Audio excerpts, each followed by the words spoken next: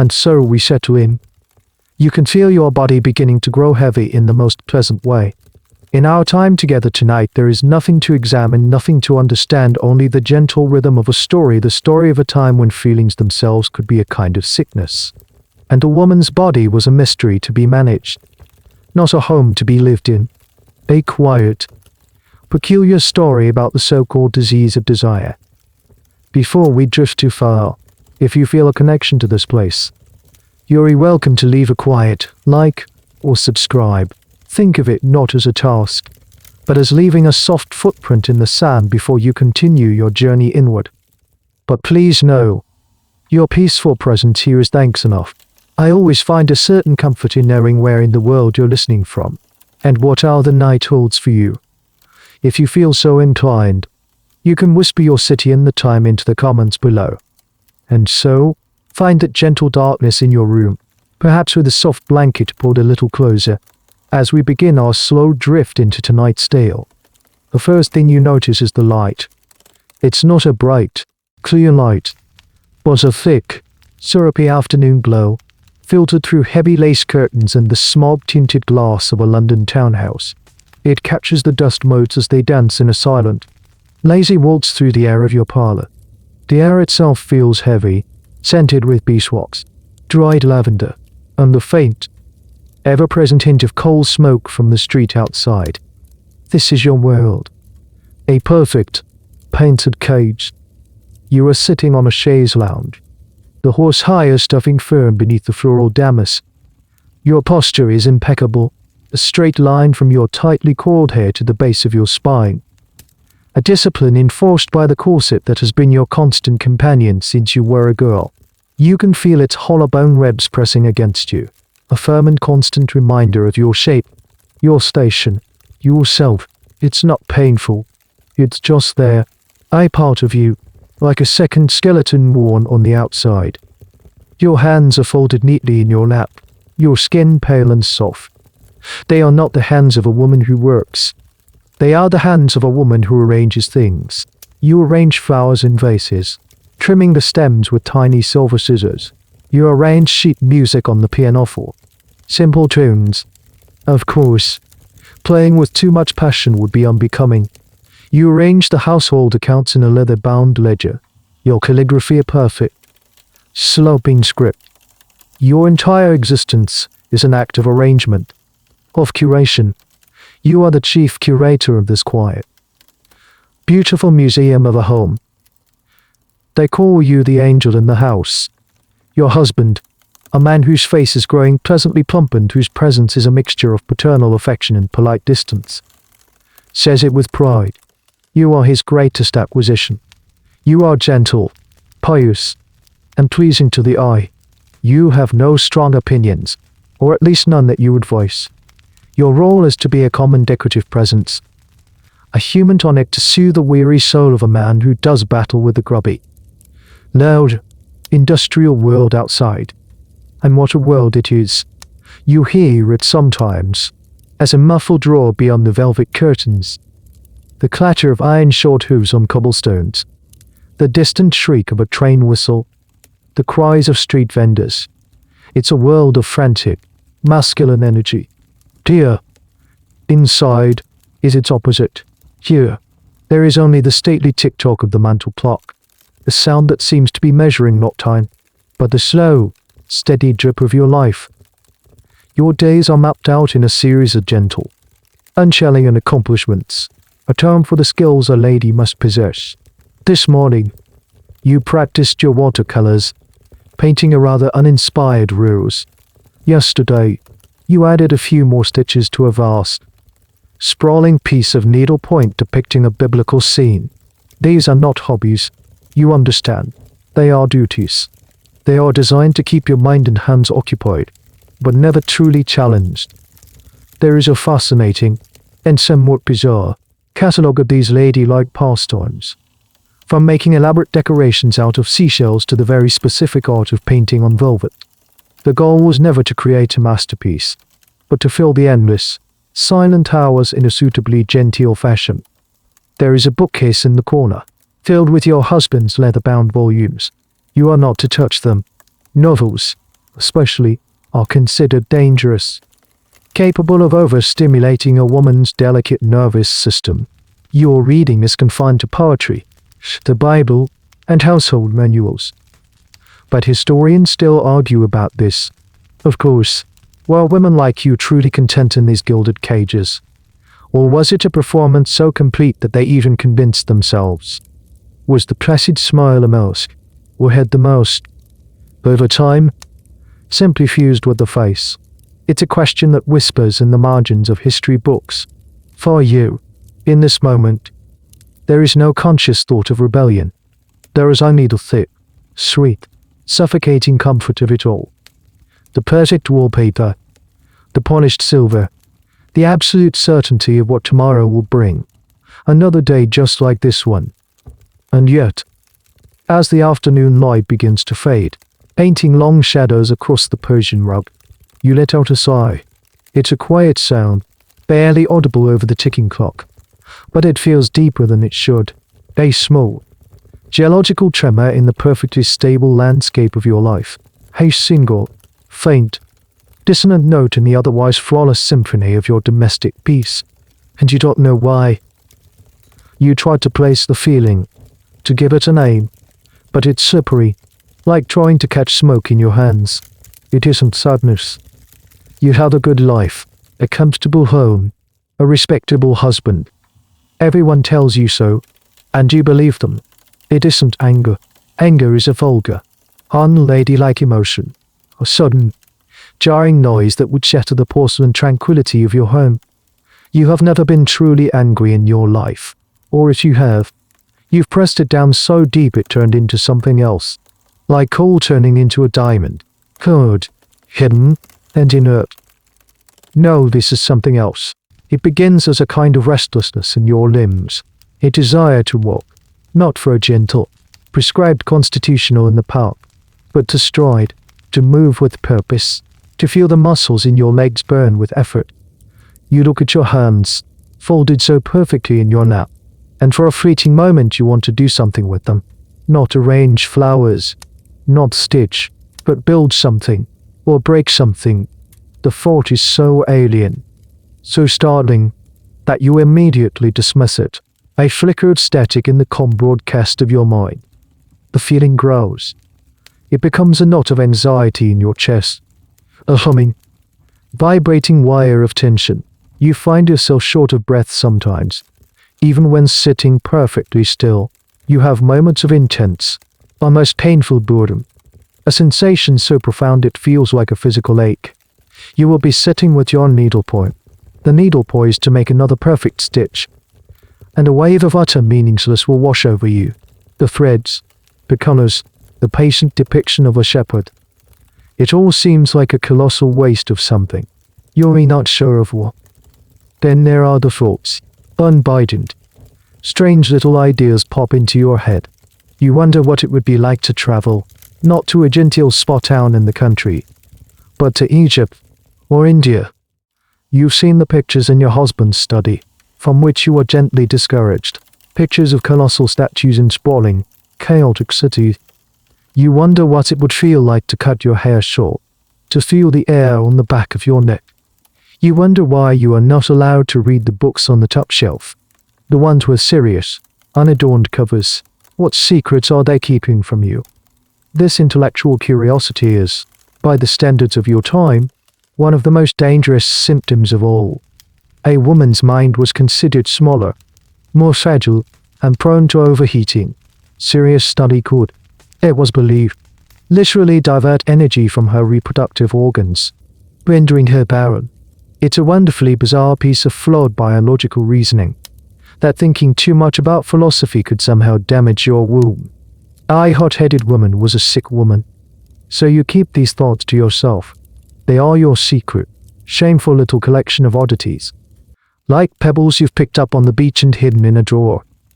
To speak of them would be to admit a flaw in your design, a crack in the perfect porcelain facade of the angel in the house. One afternoon, your husband brings a guest home for tea, a university colleague, a man with a sharp, bird-like face and eyes that seem to catalogue everything they see. You perform your duties flawlessly, You pour the tea. You offer the tiny, crustless sandwiches. You smile demurely and ask about the weather. But as they speak of politics, of new scientific discoveries, of a world that is turning unchanging, you feel a desperate, clawing need to join in, to ask a question, to offer an opinion. The words rise in your throat like a bubble of air, but you swallow them down. It is not your place. The effort of it, the sheer physical willpower it takes to remain silent, makes your teacup rattle in its saucer. You quickly study it, hoping no one noticed. Later that night, as you lie in your bed, the feeling is back. Stronger than ever. It's a hunger, not for food, but for more life, more sound, more color, more feeling. Your heart beats a little too fast. A strange warmth spreads through you, a tingling sensation that is both unsettling and, if you are being honest with yourself, not entirely unpleasant. This, the blossoming of a woman's natural libido, is perhaps the most inconvenient and therefore most pathologized symptom of all. It has no place in the cool, serene world of the angel. It is a messy, unpredictable, and powerful force. Therefore, it must be an illness. Historians today still debate the true nature of what these women were feeling. Was it a form of protest, a subconscious rebellion against the crushing limitations of their lives? Was it clinical depression or anxiety, disorders we now have names for? Or was it simply the entirely normal spectrum of human emotion, being squeezed through a ridiculously narrow filter of what was deemed acceptable? The answer is likely a tangled combination of all three. You don't have these modern terms. You have no framework to understand what is happening to you. All you know is that the perfect, painted cage is beginning to feel very, very small. The silence in the house is no longer peaceful. It's deafening. The ticking of the clock sounds less like a measure of time and more like a countdown. You press your hands to your chest, as if to calm the frantic bird that seems to be trapped inside your ribs, and for the first time in your life, you feel a flicker of genuine fear. Something, you think, is wrong with me. The conversation happens a few days later. You aren't meant to hear it. Of course, your hearing, like your opinions, is supposed to be selective. You are passing through the main hall, on your way to inspect the linen closet, a task of profound unriveting importance, when you hear the low murmur of voices from behind the closed door of your husband's study. His voice, and another, deeper one. It's your family doctor, a man you've known since you were a child, who once treated your case of the measles with stern reassurances and foul-smelling tonics. You stop. Your hand hovers over the polished brass dune above the linen closet. You know you should keep walking. Eavesdropping is a vice, a sign of a devious and untrustworthy character. But the mention of your own name, spoken in that low, serious tone, holds you captive. You press your ear gently against the cool, dark wood of the study door. I just don't know what to do with her, doctor, your husband is saying. His voice is a mixture of frustration and genuine concern. She has grown so listless, and at other times, so agitated. The other day I found her just staring out the window for a full half hour, doing nothing at all. And she's prone to fits of weeping over the smallest thing. Spilled a drop of tea on the tablecloth yesterday, and it was a tragedy of Shakespearean proportions. There is a thoughtful pause, the sound of liquid being poured. Brandy, most likely. These symptoms are not uncommon in a woman of her temperament and station. My dear fellow. The doctor's voice rumbles, smooth and confident. A delicate constitution. Too much time for introspection. It's a breeding ground for maladies of the nerves. You feel a flush of shame. They are dissecting you like one of the butterflies pinned in a display case in the drawing room. Your private moments of quiet despair, your silent anxieties, are now evidence, exhibits in a trial you didn't even know you were facing. So what is it? Your husband asks, his voice tight. Is she ill? This is the moment. The air in the hallway seems to grow thin. The ticking of the clock fades away. There is a rustle of paper, and then the doctor says the word. The word you've heard whispered before, in hushed tones between married women. A word that carries with it a strange cocktail of pity, fear, and a certain morbid glamour. Hysteria. He says it with a kind of finality, as if it explains everything. The restlessness, the tears, the silent staring. It's a label, a neat and tidy box in which to place all your confusing, inconvenient feelings. It's a fascinatingly lazy diagnosis, when you think about it. The term itself is ancient, but in your century, it has become a grand, all-encompassing catch-all for literally hundreds of different symptoms in women. Are you anxious? Hysteria. Are you irritable? Hysteria. Do you have a fainting spell? A loss of appetite? A sudden interest in intellectual pursuits? Hysteria. Hysteria. Hysteria. Do you have a healthy sexual desire? Well, that is the most definitive sign of all. It's the perfect medical excuse to dismiss any female behavior that a man finds troublesome. Good heavens, your husband breathes, the relief in his voice palpable. Giving it a name makes it manageable. It's no longer his wife's baffling unhappiness. It's a recognized medical condition. Is it serious? That can be, if left untreated. The doctor says gravely, it can lead to all manner of complications, melancholia, delusions, a complete rejection of her womanly duties. He lets that hang in the air for a moment. But fortunately, we have established on effective treatments. We must simply correct the imbalance. A rather bizarre and little-known fact is that some doctors of the era believed hysteria could be caused by everything from reading novels to the use of the newfangled sewing machine. The repetitive motion of the foot pedal was thought to be dangerously overstimulating. The list of potential causes was as long and varied as the list of symptoms, which is a fairly good sign that nobody really had a clue what was going on. Treatment. Your husband asks, what kind of treatment? A consultation is in order. Of course, they'll need to see her, perform an examination. But I am confident we can bring her back to her old self. The doctor's voice is an oil slick of professional reassurance. Back to her old self. The words echo in your head.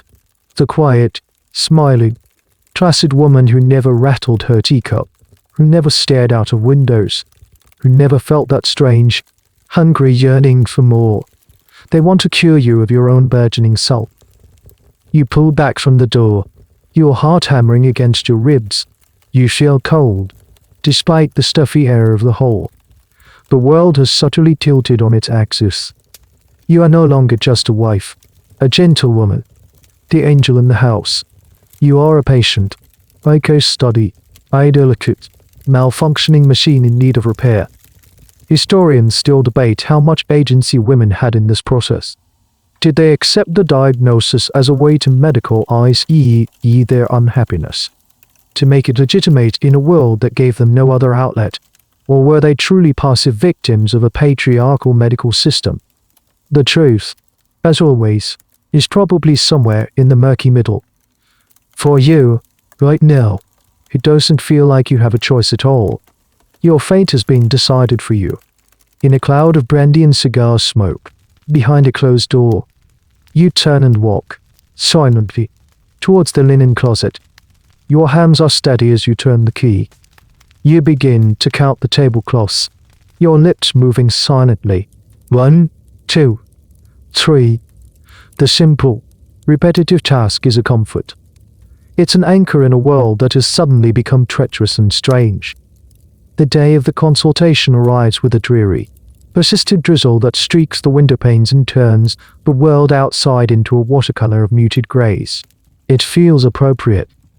You dress with meticulous care, your maid lacing your corset even tighter than usual, as if the extra compression might hold in the strange, chaotic feelings that are fluttering inside you. You choose a dress of a sombre of grey, with a high collar and long sleeves. You are dressing for a serious occasion. You are dressing the part of the patient. Doctor's practice is in a respectable, but not overly fashionable, part of London. The townhouses here are narrow and soot-stained, crammed together like old books on a shelf. Your husband accompanies you, of course. He holds your elbow as you step down from the carriage. A gesture that is meant to be supportive but feels possessive, as if HES delivering a fragile, valuable package. The waiting room is small and stuffy. It smells of damp wool, carbolic soap, and old paper. The furniture is heavy and dark. The wallpaper edges in pattern of brown vines. You sit on a hard, unyielding chair, your gloved hands clasped in your lap, and try to breathe normally. Your husband pats your hand and offers a strained, encouraging smile before being led away to the doctor's private office. The consultation begins without you. They will discuss your case first, man to man. The main exhibit is to be kept waiting. After what feels like an eternity, a stern-looking nurse with her hair pulled back in a severe bun calls your name. Your heart gives a little jump. You rise and follow her down a narrow, dimly lit hallway. The floorboards creak under your feet. This part of the house feels colder, more clinical. It has shed the pretense of domestic comfort. This is a place of work. You are shown into the doctor's examination room, and it is here that your carefully constructed composure begins to fray at the edges. The room is dominated by a large desk, cluttered with papers, strange brass instruments, and anatomical charts on the walls depicting the inner workings of the human body in graphic, unsettling detail. You avert your eyes. It feels improper to look at them. Dr. Fu is standing by the window, his back to you. He is a tall, imposing man, with broad shoulders and a fringe of grey hair. He turns slowly, and you are struck by his eyes. They are a pale, watery blue, and they seem to look not at you, but through you. It is a gaze that is entirely devoid of warmth or empathy. It is the gaze of a scientist observing a specimen. "Ah, good morning," he says, his voice the same smooth, deep tremble you heard through the door. "Please, sit." He gestures to a chair placed directly in front of his desk. It feels like an interrogation. "Use it." He remains standing, a subtle assertion of power. He picks up a sheet of paper from his desk. It's a list of your symptoms. You realize, as described by your husband. He scans it, his lips pursed. "Your husband tells me you've been unwell," he begins. You open your mouth to speak, to try and describe the restlessness, the strange yearnings, the feeling of being trapped, but he cuts you off, not unkindly, but with an air of brisk efficiency. He mentions fits of weeping, a general malaise, a certain agitation. He is not asking you. He is telling you. He looks up from the paper and fixes you with that cool, calculating gaze. "Tell me, do you have a sensation of a ball rising in the throat? A feeling of suffocation?" This was known as the globus hystericus, a classic, textbook symptom. It was considered so indicative of the condition that its absence was almost more suspicious than its presence. You hesitate. You have felt a tightness in your throat when you've tried to suppress your words. That's a bold. Sometimes you murmur, your voice barely a whisper. A tightness. I see. He makes a note on the paper. He asks you a series of rapid-fire questions about your appetite, your sleep, your monthly cycles. The questions are intimate, invasive, yet his tone is so utterly detached it makes them feel even more violating. He is not interested in your feelings or your experiences. He is checking off boxes on a list. He is looking for data that will confirm his pre-existing conclusion. This diagnostic method, or lack thereof, is something historians find both fascinating and horrifying. The questions were often leading, the observations filtered through a heavy bias. If a doctor expected to find hysteria, he almost certainly would. There was no blood test, no physical scan. The evidence was the woman's own behavior, interpreted by a man who held all the power. "And what of your duties as a wife?" he asks, his gaze unwavering. "Do you find them tiresome?" The question is a minefield. To admit you do would be a confession of failure, a sign of your illness. To deny it would be a lie. "I do my best," you say, your eyes fixed on a spot on his waistcoat.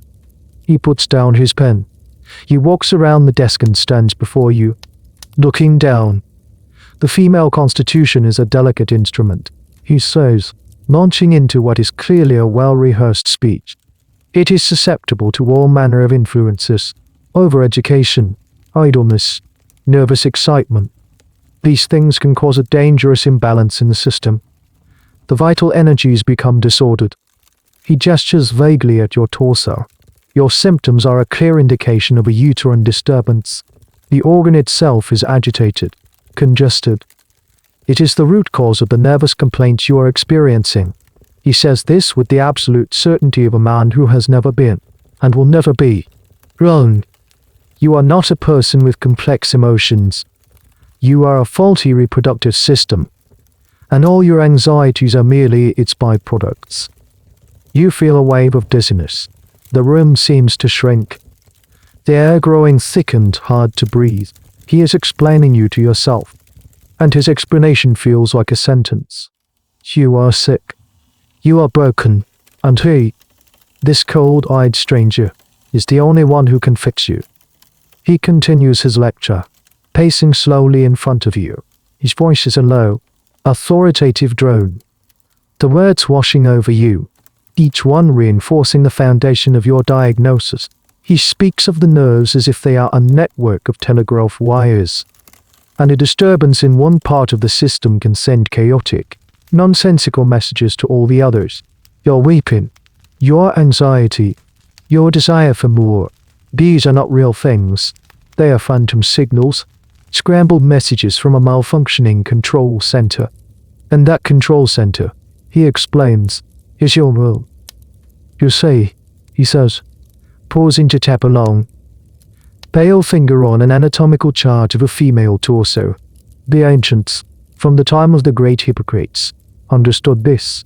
They knew that the uterus, the hysteria, from which we get the very name of your condition, is not a fixed and placid organ. He leans in slightly, his voice dropping as if sharing a profound secret. It has a tendency to wander.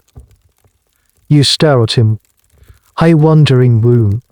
The idea is so utterly, profoundly bizarre that for a moment you feel a bubble of hysterical laughter rising in your own throat.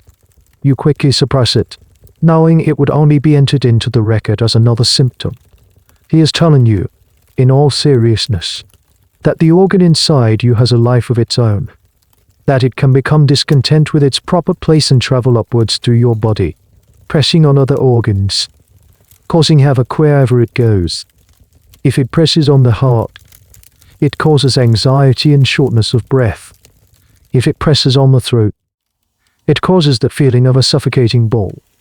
If it presses on the brain, it causes fainting spells and emotional outbursts. It is, he explains, like a restless animal trapped inside you, an animal that must be placated and coaxed back down to its rightful home. This theory is, of course, ancient and has absolutely no basis in anatomical fact, but it has survived for centuries, passed down through medical texts, because it's a powerful metaphor. It perfectly captures the male anxiety about the female body, that it is inherently unstable, mysterious, and not entirely under rational control. A little known and rather comical detail is that some ancient treatments involved using foul-smelling substances to drive the womb back down, and sweet-smelling perfumes at the groin to lure it. The womb was treated less like an organ and more like a stubborn mule. Doctor doesn't suggest using smelly salts, of course. His methods are modern, scientific, but the underlying principle is the same. The organ has become congested, he explains, switching metaphors from a wandering animal to a piece of faulty plumbing. The vital energies are blocked. This creates a pressure, a morbid irritation that radiates throughout the nervous system. The treatment, therefore, is quite logical. We must relieve that congestion. He says this with a dispassionate, clinical air, as if he were discussing the need to clear a blocked drain pipe. He is stripping the situation of all emotion, all humanity, and reducing it to a simple mechanical problem. This is a key part of the process. It allows both you and him to participate in what is to come without acknowledging its true, deeply personal nature. It's not about you, the woman. It's about a malfunctioning part. Historians are still puzzled by the sheer longevity of this wandering womb theory.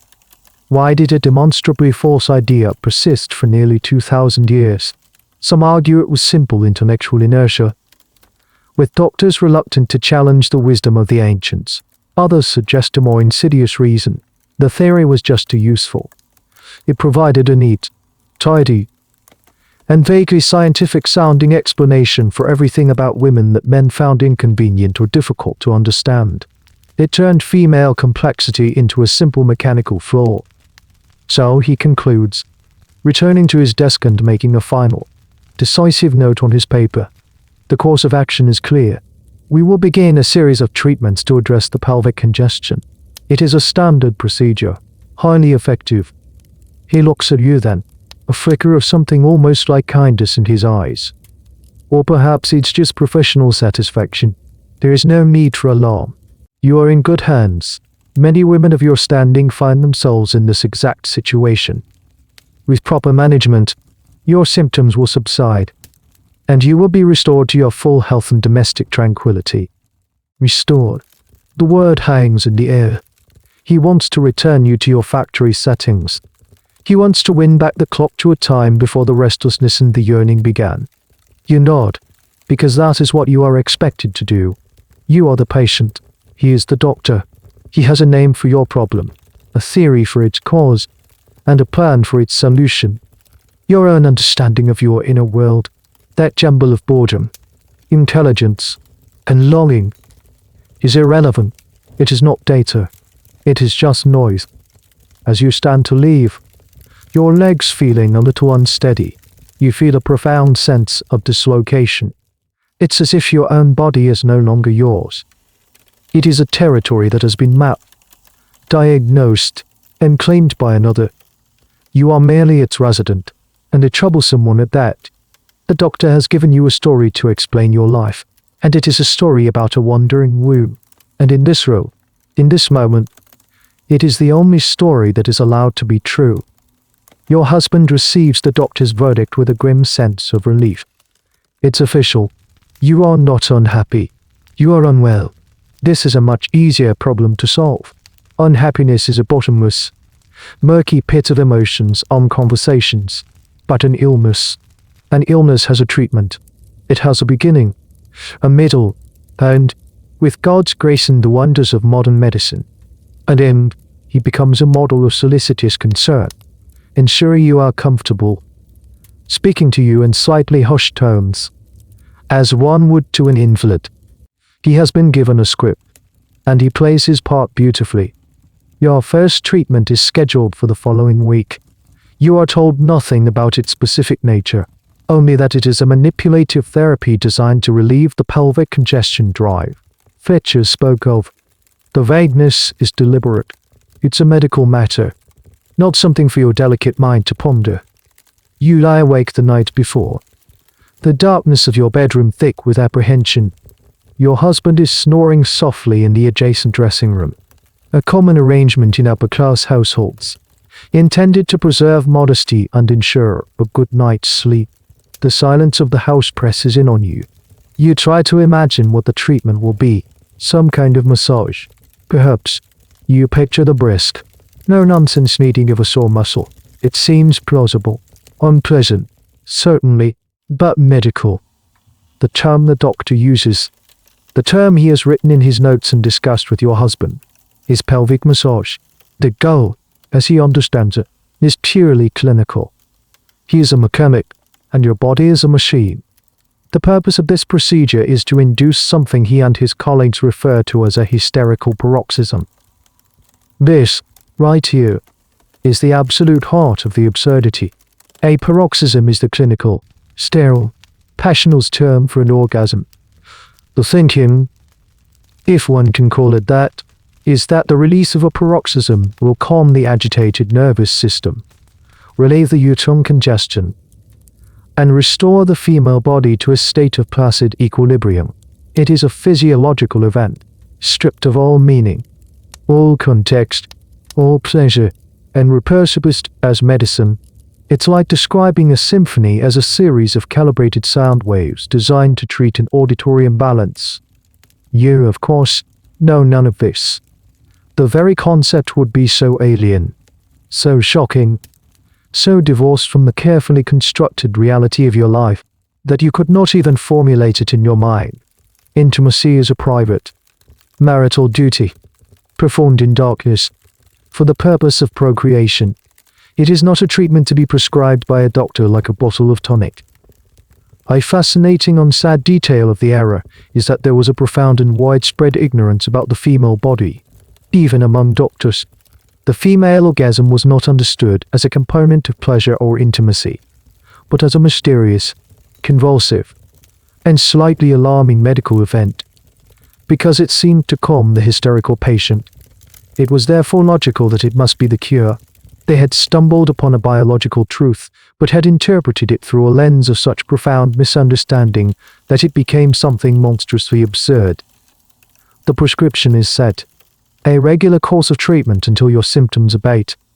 Historians still argue about the frequency and nature of these prescriptions. Were they a weekly chore, a monthly necessity? Did the treatment last for months, or even years? The records are often veiled in euphemism, but the sheer number of women diagnosed suggests that for many, this became a routine, albeit a deeply strange one. So on the appointed day, you return to the doctor's office. This time, your husband does not wait with you. This is a private matter between you and your physician. The nurse with the severe bun leads you not to the consultation room, but to a different one, a smaller room, with even less light. There is no desk, no clutter of books. There is only a narrow bed, or couch, covered in a sheet of dark leather, and a single wooden chair. The air is cold and smells sharply of carbolic acid. The room is a statement. It is a room with a single, unambiguous purpose. You are instructed to remove your outer garments, behind a screen, and to lie down on the couch.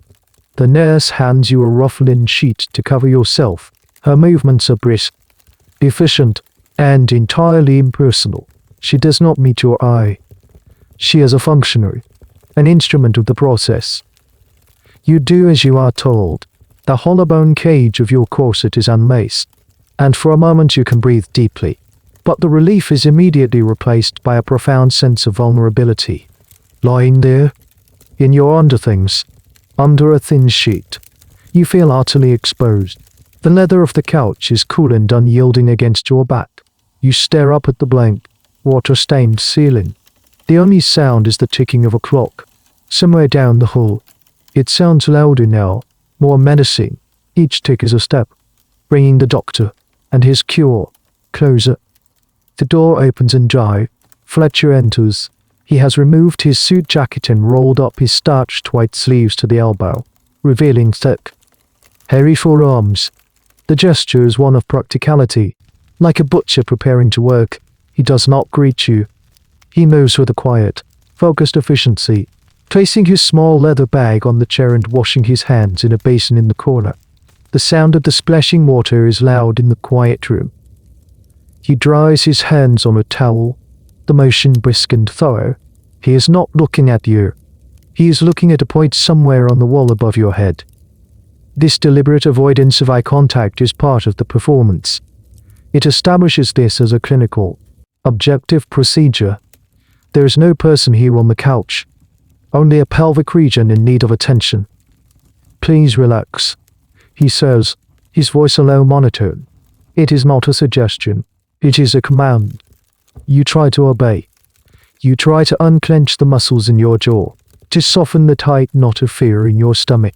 But your body has a mind of its own. It is bracing for an unknown ordeal. You stare at a crack in the ceiling, focusing on its jagged path as if it were a map that could lead you out of this room. He moves to the side of the couch. You can smell the faint, clean scent of the carbolic soap on his hands. You flinch, involuntarily, as he pulls back the sheet just enough to expose the lower half of your torso, still covered by your chemise and drawers. We will now begin the manipulation to relieve the vascular tension, he announces to the room, as if dictating a note for a medical journal. And then it begins. His hands are large and surprisingly warm, but there is no warmth in the touch itself. It is firm, methodical, and entirely uneroded. It is the touch of a technician, not a healer. He places one hand on your abdomen, pressing down with a practiced, diagnostic pressure.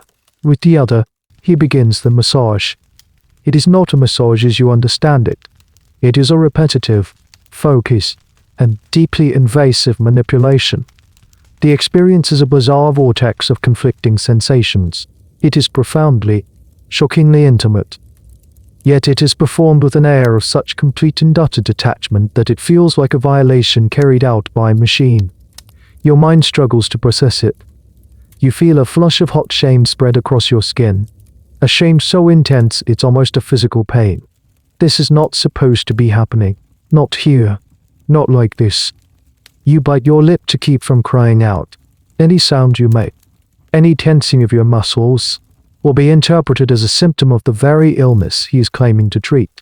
Your stillness, your silence, is the only armor you have, so you retreat. You go somewhere else in your mind. You focus on the crack in the ceiling, on the memory of a poem you once read, on the scent of lavender in your linen closet. You disconnect your mind from your body, letting what is happening to you become something that is happening to a stranger, a long way away. This psychological dissociation is a phenomenon that historians and psychologists believe was a common coping mechanism for women in this situation. It was a way to endure the unendurable, to preserve a core of selfhood in the face of a procedure that was designed to obliterate it. The doctor works in silence, his breathing steady and even. He is entirely focused on his task. There is no emotion on his face, only a kind of placid concentration. To him, this is not a moment of human connection or violation. It is a physical therapy, like setting a bone or lancing a boil. A slightly messy, perhaps, but necessary part of his profession. A curious and disturbing footnote in medical history is the existence of manuals and diagrams from this period, illustrating the correct techniques for this procedure, all presented with the dry, academic language of a textbook on horticulture. Time stretches and distorts. The ticking clock seems to fade away. The world shrinks to the size of this cold, dim room, to the relentless, rhythmic pressure of his hands. You feel a strange and confusing mix of sensations building within you, a physiological response that is entirely separate from your conscious will. Your body is reacting, even as your mind is screaming in silent protest. And then it happens, the paroxysm, a sudden, convulsive release, a wave of sensation that floods your body. Overwhelming and involuntary. It is a purely physical event, untethered to any feeling of pleasure or joy. It is simply a violent spasm, a neurological storm. In its wake, you are left trembling, breathless, and utterly spent. A profound and bone-deep weariness settles over you. Doctor stops immediately. He steps back from the couch, his face showing nothing more than a quiet satisfaction. The machine has been reset. The pressure has been released. He makes a small, neat checkmark in his mental ledger. The treatment is complete, he says, his voice as neutral as before. The congestion has been successfully relieved. He may rest for a few moments. He turns his back to you and begins to wash his hands again, the sound of the water filling the sudden, ringing silence. The procedure is over, and you are left alone, lying on the cold leather couch, trying to piece yourself back together. You feel scoured out, hollowed. He has not cured you. He has simply emptied you. From the other side of the sterile room, you hear the doctor let out a quiet, almost imperceptible sigh. It's not a sigh of emotion, but of physical fatigue. As he dries his hands, he flexes his fingers, shaking his right hand as if to ward off a cramp. You, lying on the couch in a state of hollowed-out shock, are not the only one who finds this process draining. For him, it is simply work. Tedious, repetitive, physical work. Let's step, for a moment, into his starched collar and see the world through his eyes. He is a man of science, a respected physician. He sees a dozen patients a day, for everything from gout to bronchitis. And then there are the women, so many women. They arrive in his office with their vague, uncontrollable complaints, nervousness, melancholia, fits of weeping. Their husbands bring them, their faces etched with a mixture of pity and exasperation, desperate for a solution. And he provides one. He has been taught, by his own esteemed professors, that the root of this female trouble is anatomical. It's a simple case of hydraulics, of poor drainage in the pelvic region. The treatment, therefore, is equally mechanical. He is not violating a woman. He is performing a necessary medical procedure on a dysfunctional organ system. The paroxysm is not an expression of passion. It is a therapeutic release valve, a biological reset button. But my goodness, it is tiring. Each treatment takes time, 15, 20 minutes of sustained, rhythmic effort. It requires a certain amount of physical strength and stamina. His hands, which are his primary medical instruments for so many delicate tasks, are left aching and stiff. He is a doctor, not a manual laborer. There is something undignified about the whole affair. This perspective of the doctor as a weary workman is crucial to understanding what comes next. It's a point often lost in the horror of the procedure itself, but it's the key. The great innovations of your era, the ones that are transforming the world outside his window, are all driven by a single, powerful idea: labor-saving. The steam engine, the cotton gin, the mechanical loom, they are all designed to replace slow, flammable, and tiring human muscle with the swift, tireless power of the machine. So as Thatcher massages his aching wrist, a thought begins to form in his mind, and in the minds of his colleagues across London, Paris, and New York. There has to be a better way, a more efficient way, a less personal way to induce the therapeutic paroxysm. A strange and little-known fact is that some doctors would actually refer their hysterical patients to midwives for the treatment, not because midwives were considered more skilled, but simply to outsource the tedious physical labor. It was a chore, and like any chore, one would prefer to have someone else do it. But this was not always practical or desirable. What was needed was not another pair of hands, but a tool, an appliance. Historians debate whether this was a primary or secondary motivation for the invention that was to come. Was it truly born from the aching hands of physicians, or were there other commercial and technological forces at play? The most compelling evidence suggests that yes. The exhaustion and sheer boredom of the task were major catalysts. Doctors were, in essence, the first and most motivated market for a machine that could do this job for them. You see none of this, of course. You see only his back as he makes notes in your file. He writes down the date, the time, and a brief, clinical summary. Successful induction of paroxysm.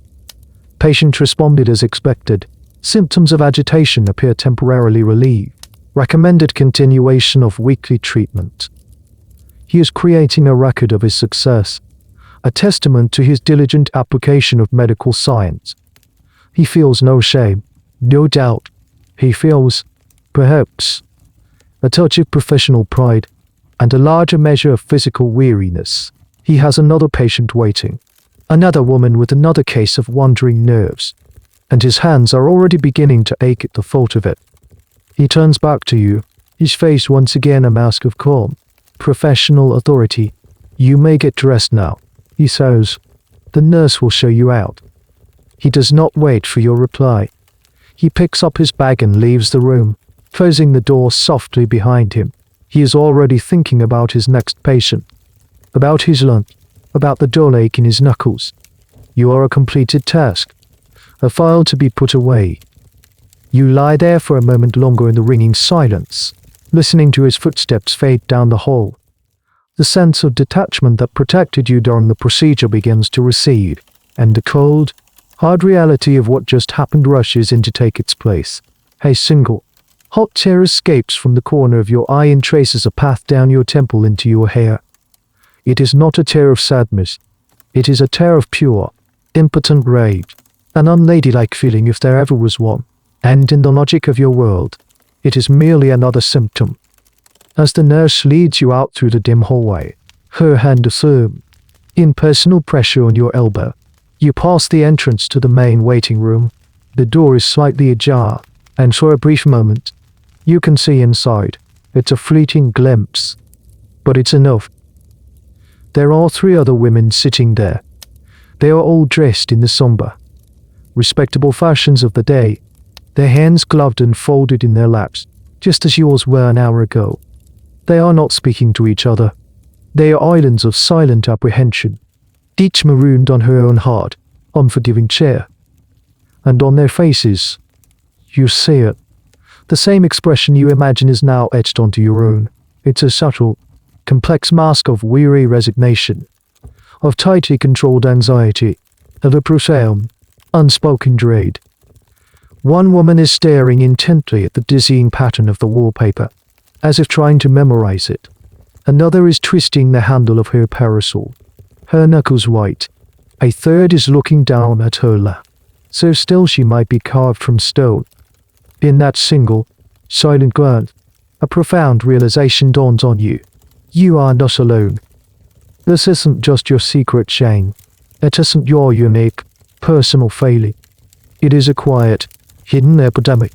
You are part of a secret society you never asked to join. A sorority of the unwell. These women, from their fine bonnets to their polished boots, are just like you. They are angels in the house whose wings have been clipped. They are porcelain dolls who have discovered a crack in their own glaze. You wonder about their stories. The woman with the parasol, that she, too, feel a strange and unladylike restlessness. Did she ask her husband too many questions?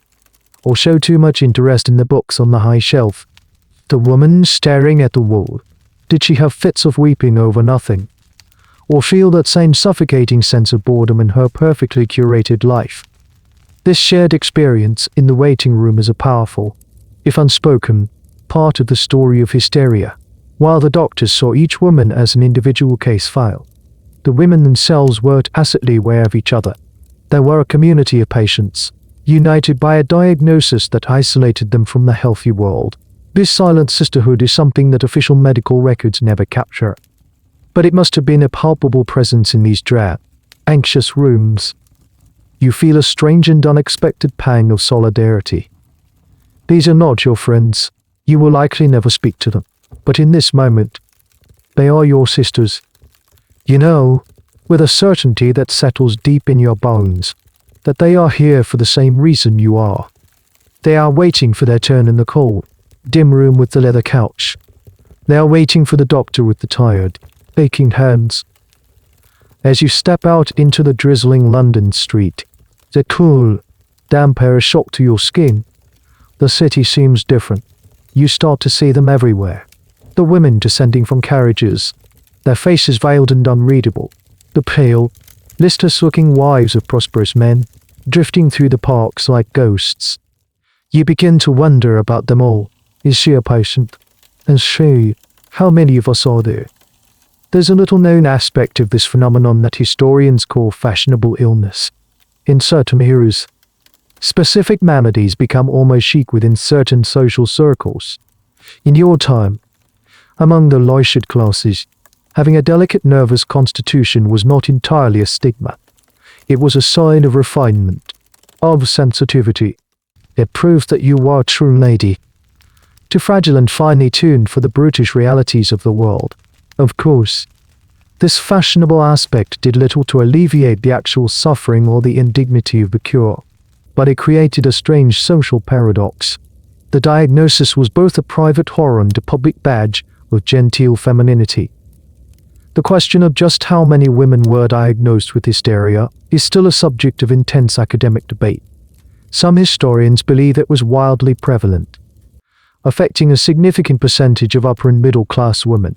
Others argue these numbers are inflated, and that the diagnosis was reserved for more extreme cases. The truth is hard to pin down, as records are incomplete and the diagnosis itself was so maddeningly vague. But as you ride home in the carriage, the city a grey blur outside your window, the academic debate is meaningless. Your reality has been fundamentally altered. The world is no longer divided into men and women. It is divided into the well and the unwell, and you, and the women in the waiting room, and countless others you now see in your mind's eye, have been firmly placed in the second category. The cage of your life, which once felt merely small, now feels like a prison. But it is no longer a solitary confinement cell. You now realize it's a vast, sprawling penitentiary, with inmates in every grand house on every respectable street. You are all serving a life sentence for the crime of being a woman with feelings. The realization brings you no comfort. It only deepens the chill that has settled in your soul. The weekly treatments continue, each visit to drive. Fletcher's office is a fresh descent into that cold, quiet hill. You learn to perfect the art of disassociation, to send your mind soaring out of the window while your body remains on the leather couch. You become a connoisseur of cracks in the ceiling, of water stains on the wallpaper. You endure, but you are not getting better. In fact, the opposite seems to be happening. The rage and despair you feel after each session curdle inside you. The restlessness doesn't disappear. It just goes deeper, festering in the dark. Your weeping fits become more frequent. Your silence is more profound. You are trapped in a truly vicious cycle. The treatment for your illness is making the illness worse. After a month of this, Dr. Fritz observes you with a thoughtful, professional frown.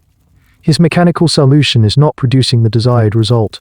The machine is still malfunctioning. The pelvic manipulations are providing only temporary relief. He announces to your husband during a private consultation, the nervous system remains in a state of profound agitation. Her hysteria is of a more stubborn and deep-seated variety than I initially suspected.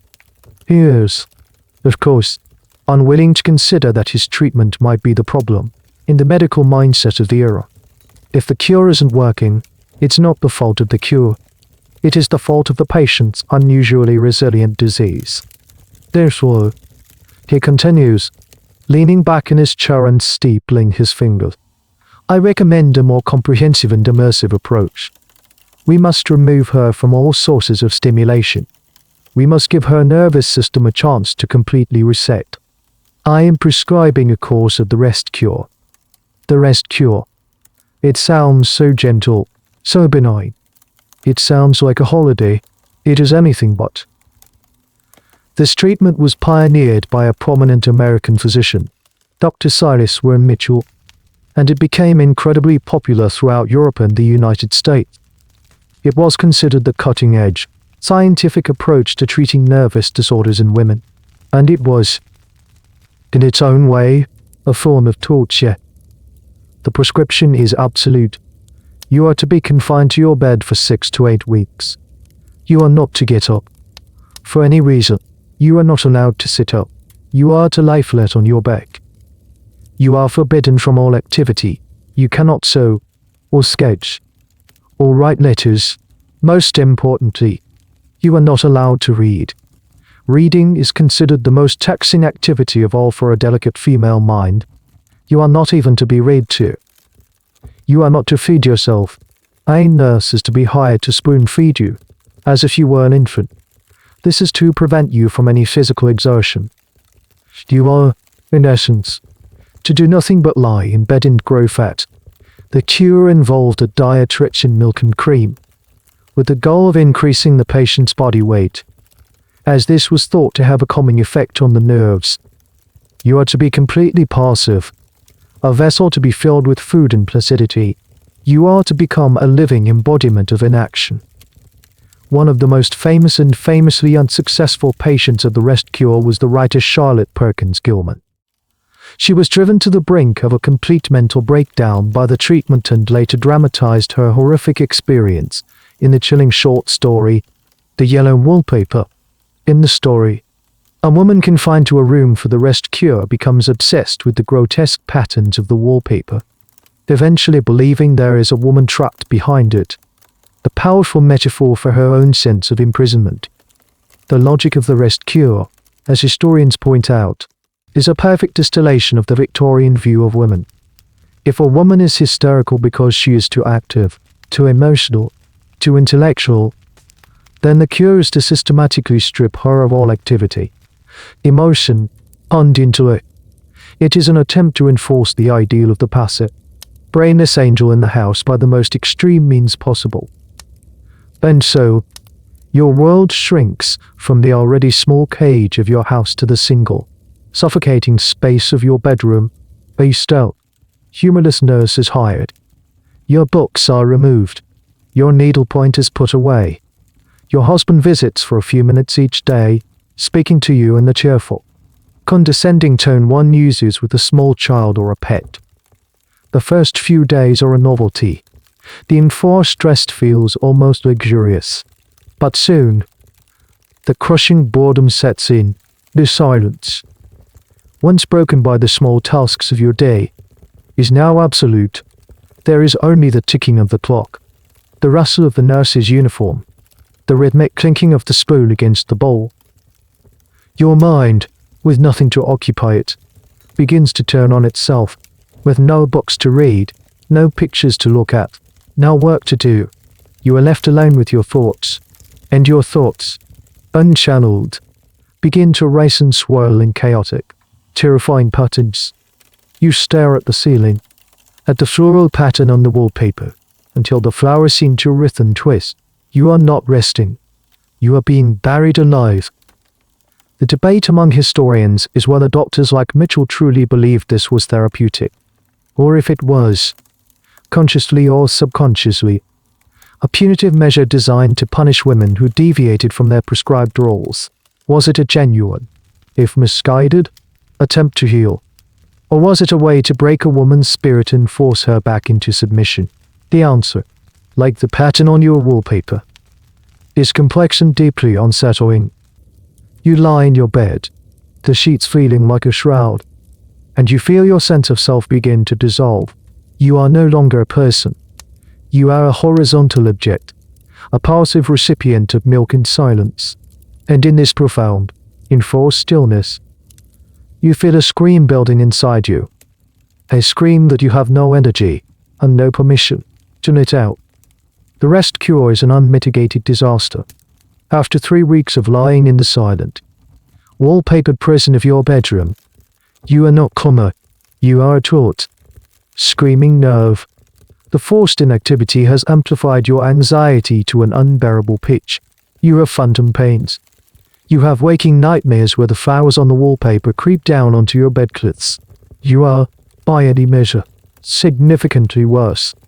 Even Drive, Fletcher, in his infinite and unshakable self-assurance, has to concede that the treatment is not having the desired effect.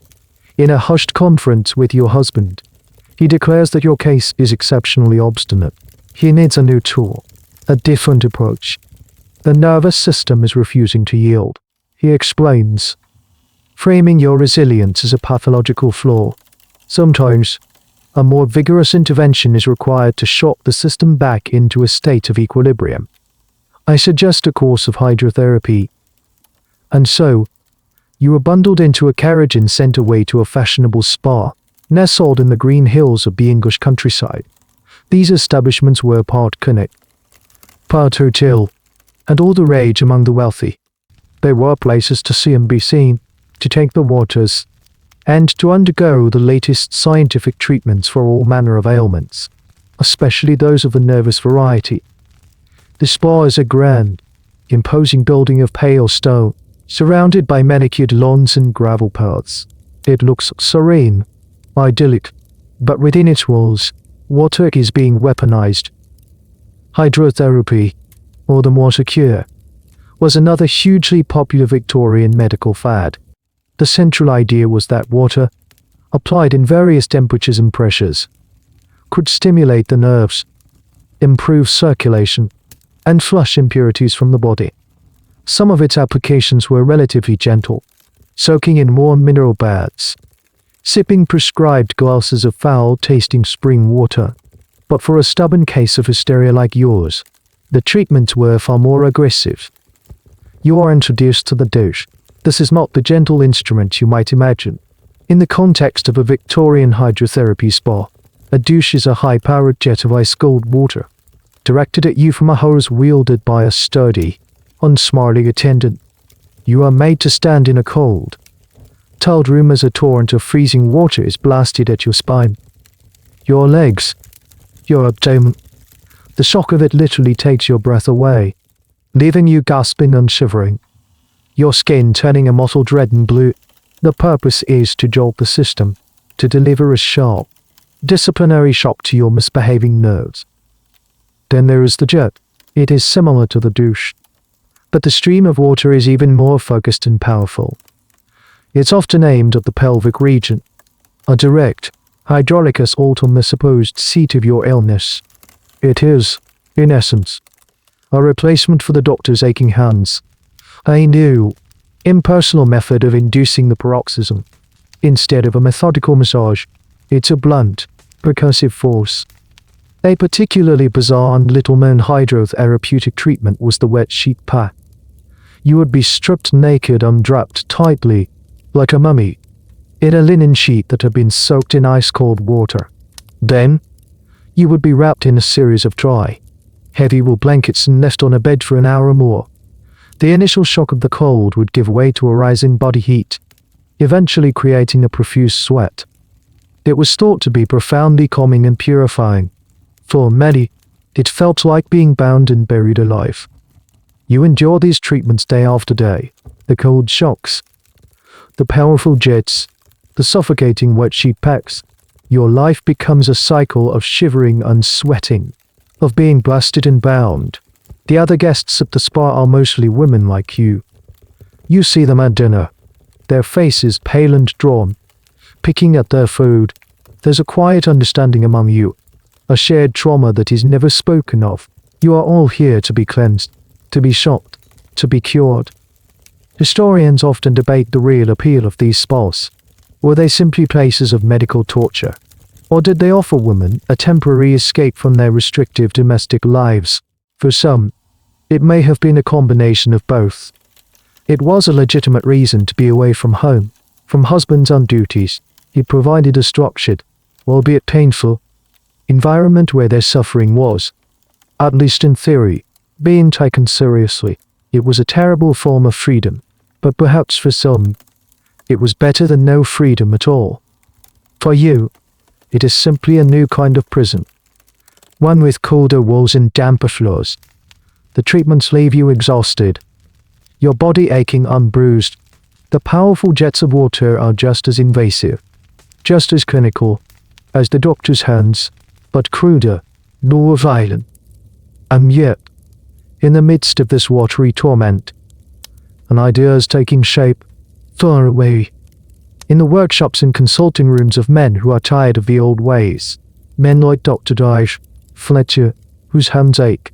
Men who see the power of the steam engine, the efficiency of the factory line, and the brute force of a water jet, and think, there must be a way to combine this power with a little more precision, a way to create a tool that is less tiring than the hand, less messy than the water jet, but just as effective.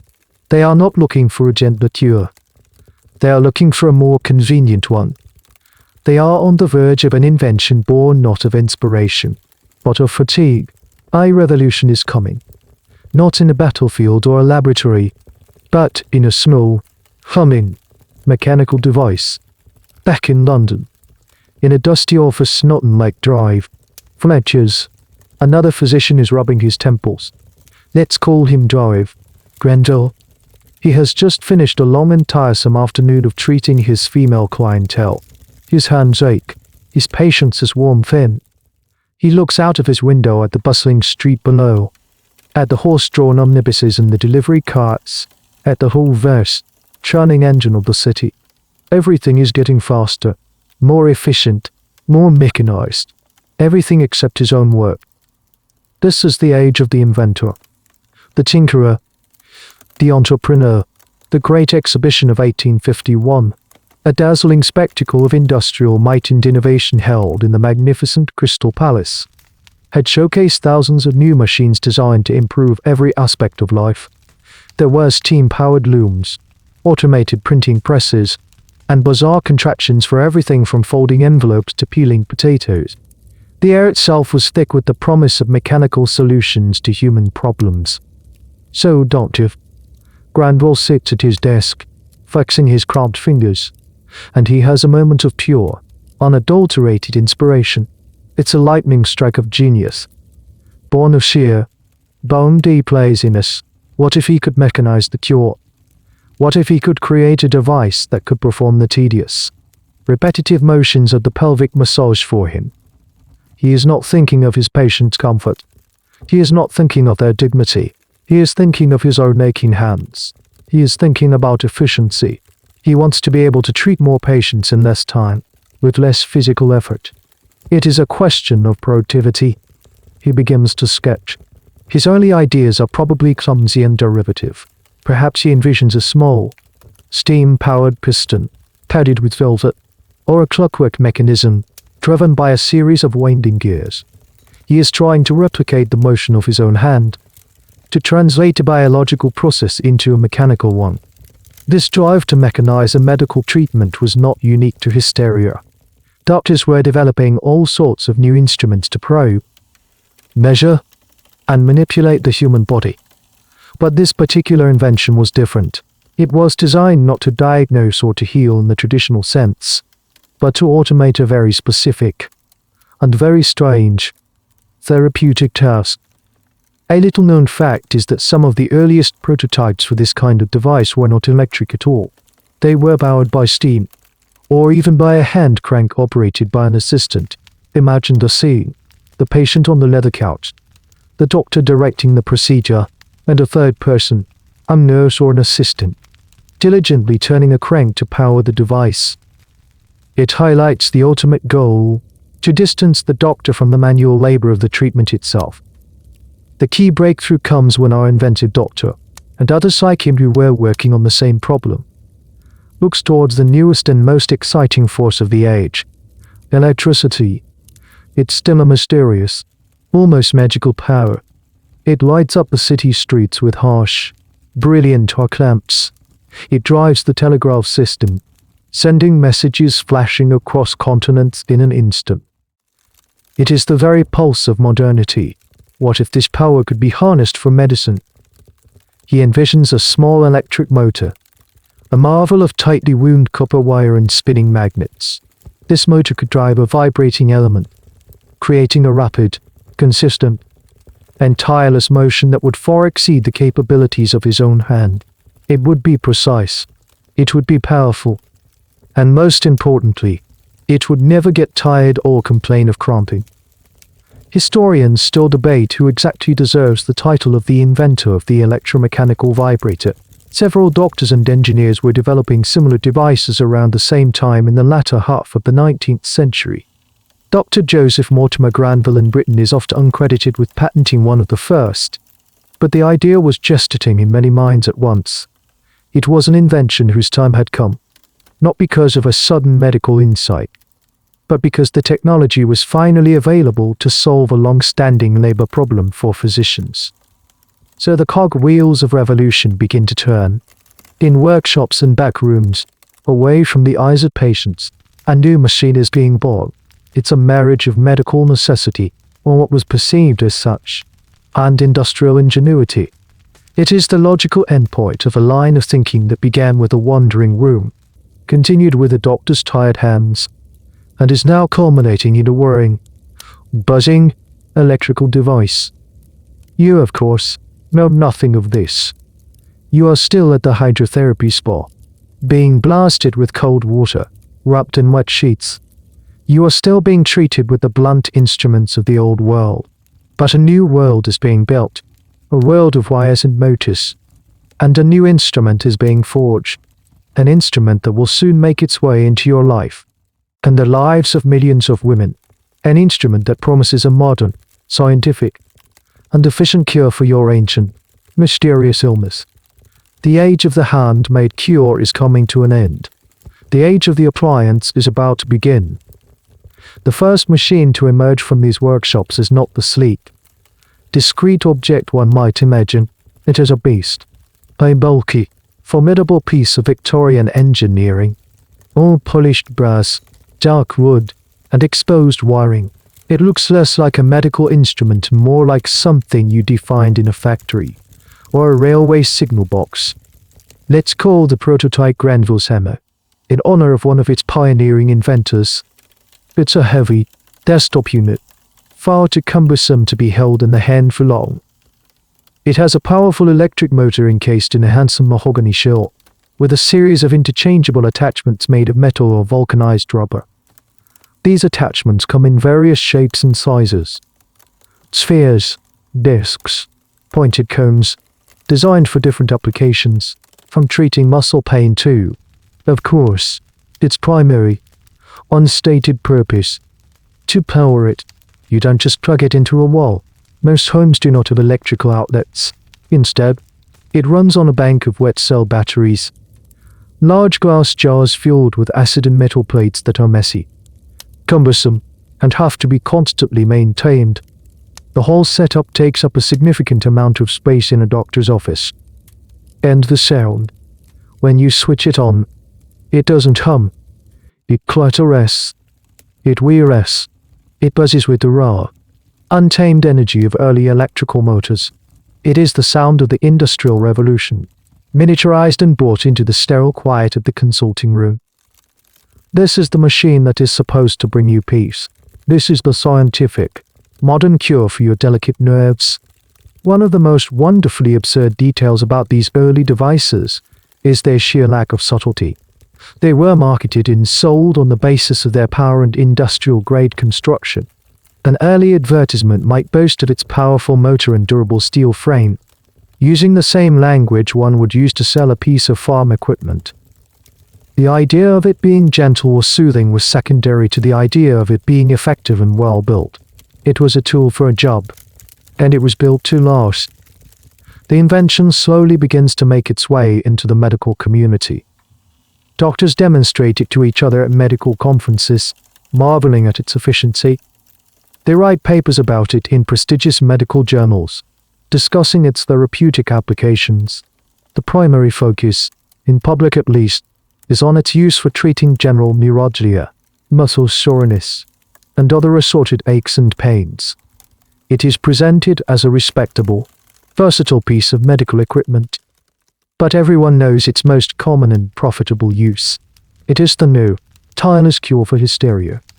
It can induce the paroxysm in a fraction of the time it takes to do so manually, often in under 10 minutes. The doctor doesn't have to exert himself at all. He can simply apply the device, perhaps even while carrying on a polite conversation about the weather.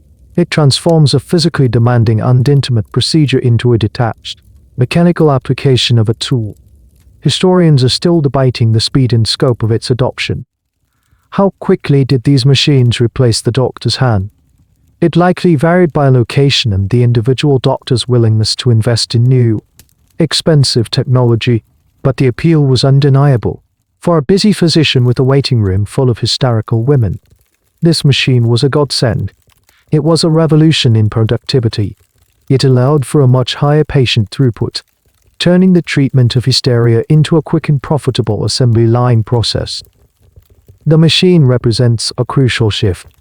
The strangeness of the treatment is no longer hidden in the quiet movements of a doctor's hand. It is now embodied in a piece of hardware. It is a tangible, physical object, a noisy, powerful, steam-powered hammer designed to fix a problem that was never a problem in the first place. The absurdity has been cast in iron and draped in copper wire. You, having returned from the water cure spa feeling more battered than rested, are about to have your first encounter with this new marvel of medical science. Your case, being so stubborn, makes you the perfect candidate for this powerful new therapy. Dr. Fletcher has invested in one.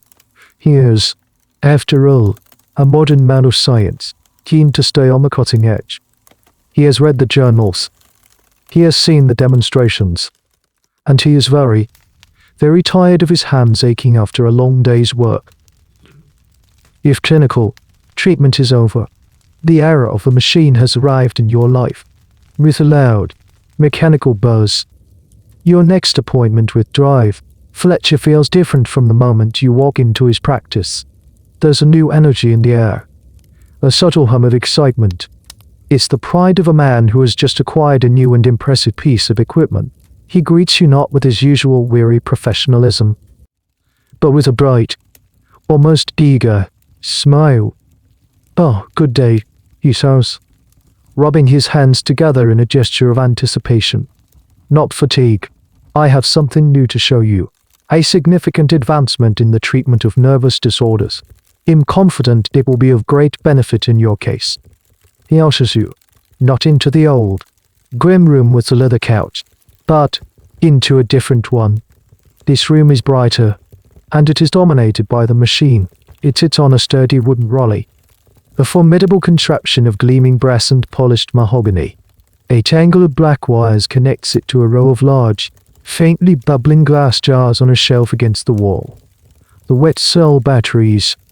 The air in the room has a faint, sure, metallic smell, the smell of acid in ozone. The machine is even more intimidating up close than you could have imagined. It's not just a tool, it's a piece of furniture.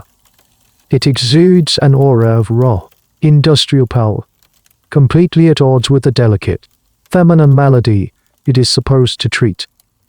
A marvel of modern electromechanical engineering, Doctor says, patting its wooden casing with paternal affection.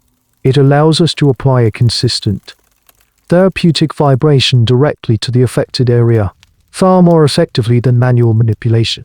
It stimulates circulation, soothes the nerves, and relieves congestion with remarkable efficiency. He picks up one of the attachments, a third, rubber sphere on a metal stem, and holds it up for your inspection. Perfectly hygienic, scientifically designed. There is no mention of the paroxysm. The language is all about science, about circulation and nerves. The new technology provides a new and even more impenetrable layer of clinical jargon, further distancing the procedure from its true nature. It's not about inducing a convulsive release anymore. It's about applying therapeutic vibrations. You are instructed to prepare yourself as before, as you lie on the couch. A new one, this one covered in a more sanitary-looking rubber sheet. Your apprehension is mixed with a profound sense of the surreal. The absurdity of the situation has reached a new peak. That noisy, hulking machine is going to touch you. The nurse helps position you. Dr. Fletcher switches on the device. The room is instantly filled with a loud, rattling hum. A mechanical heartbeat that drowns out the ticking of the clock and the sound of your own ragged breathing. It is the most unserene sound imaginable. Then, he brings the vibrating sphere towards you. The sensation is utterly alien. It is nothing like a human touch. It is a powerful, impersonal, mechanical jarring. It's a deep, resonant vibration that seems to penetrate your very bones. There is no pretense of intimacy here, no illusion of a human connection. You are being operated on by a machine, and the doctor is merely its guide. He holds the instrument in place, his expression one of detached focus. Like a workman using a power drill, he can now perform the treatment without any real physical effort. And with minimal physical contact, he can stand at a comfortable distance. This new method is cleaner, faster, and infinitely less personal for him. For you, it is a new level of objectification. You are no longer just a patient. You are a work party, being subjected to a finishing process. A strange and specific detail from the historical record is that doctors often had to experiment with the speed and intensity of the vibration. Some machines came with rheostats to adjust the power. The goal was to find the optimal frequency to induce the paroxysm as quickly as possible. This was framed as finding the most therapeutically effective setting, a chilling example of clinical language being used to mask a deeply strange form of experimentation. The treatment is over in less than 10 minutes. The machine is switched off, and the sudden silence in the room is deafening. You are left with a strange, numb tingling sensation and the familiar feeling of being hollowed out and exhausted. Dr. Fletcher is beaming. "Excellent," he declares. "A most efficient session. You see, the wonders of modern science." He truly believes it. He believes he has found a better, more humane way to treat you. He is blind to the inherent violence of the act, to the profound psychological disconnect it creates. He sees only a problem and its elegant, mechanical solution. Historians still debate the patient's perspective on this shift. Was the machine better or worse than the doctor's hand? For some, the sheer impersonality of the device might have been a strange kind of relief, removing the deeply uncomfortable element of being touched by the physician. For others, the cold, mechanical nature of the vibration may have been even more alienating and untraumatic.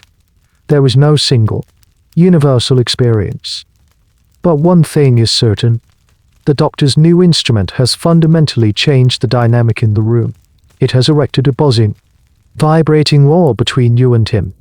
He is no longer the healer, but the operator, and you are no longer the patient, but the subject of a mechanical process. He has successfully saved his own hands from their tiresome chore, and in doing so, he has completed your transformation into a thing. The doctor's new instrument is a resounding success, at least from his perspective. It is efficient, it is modern, and it works. Word spreads quickly through the tight-knit medical community. Doctor extols the virtues of his new machine to his colleagues over dinner at his club. He writes letters to medical journals, describing his clinical results in glowing, scientific terms. He is not just a doctor. He is an innovator, an early adopter of a revolutionary technology. And where there is a successful new technology, there is a market.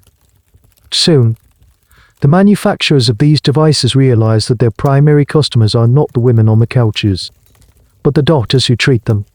They begin to advertise their wares, not in public newspapers, but in the pages of professional medical journals and catalogs aimed squarely at physicians. The advertisements are a masterclass in Victorian marketing. They are sober, scientific, and utterly devoid of any hint of the machine's most common use. The illustrations are detailed technical drawings, showing the powerful motor, the sturdy construction, the various attachment. The text is dense with medical jargon. And add my treat, the Pulse Master electromechanical oscillator, an indispensable aid for the modern physician in the treatment of nervous prostration, neuralgia, lumbago, and related female complaints. Its patent-pending cycloid motion ensures deep, penetrating vibrations, stimulating sluggish circulation and restoring tonicity to the nervous system. Available in both AC and battery-powered models. Inquire for our professional price list. The phrase related female complaints is the polite, coded euphemism that every doctor would have immediately understood. It was the quiet nod, the professional wink. This is what you really need it for. These catalogs, which now exist in museums and private collections, are fascinating historical documents. They showcase a bewildering array of competing devices. There was the Vibro Simplex, the Ajax, the Universal Vitalizer. Each claimed to have a superior motor, a more effective vibration, or a more durable design. The competition was fierce. It was a booming business, built on the foundation of female misery and doctors' aching hands.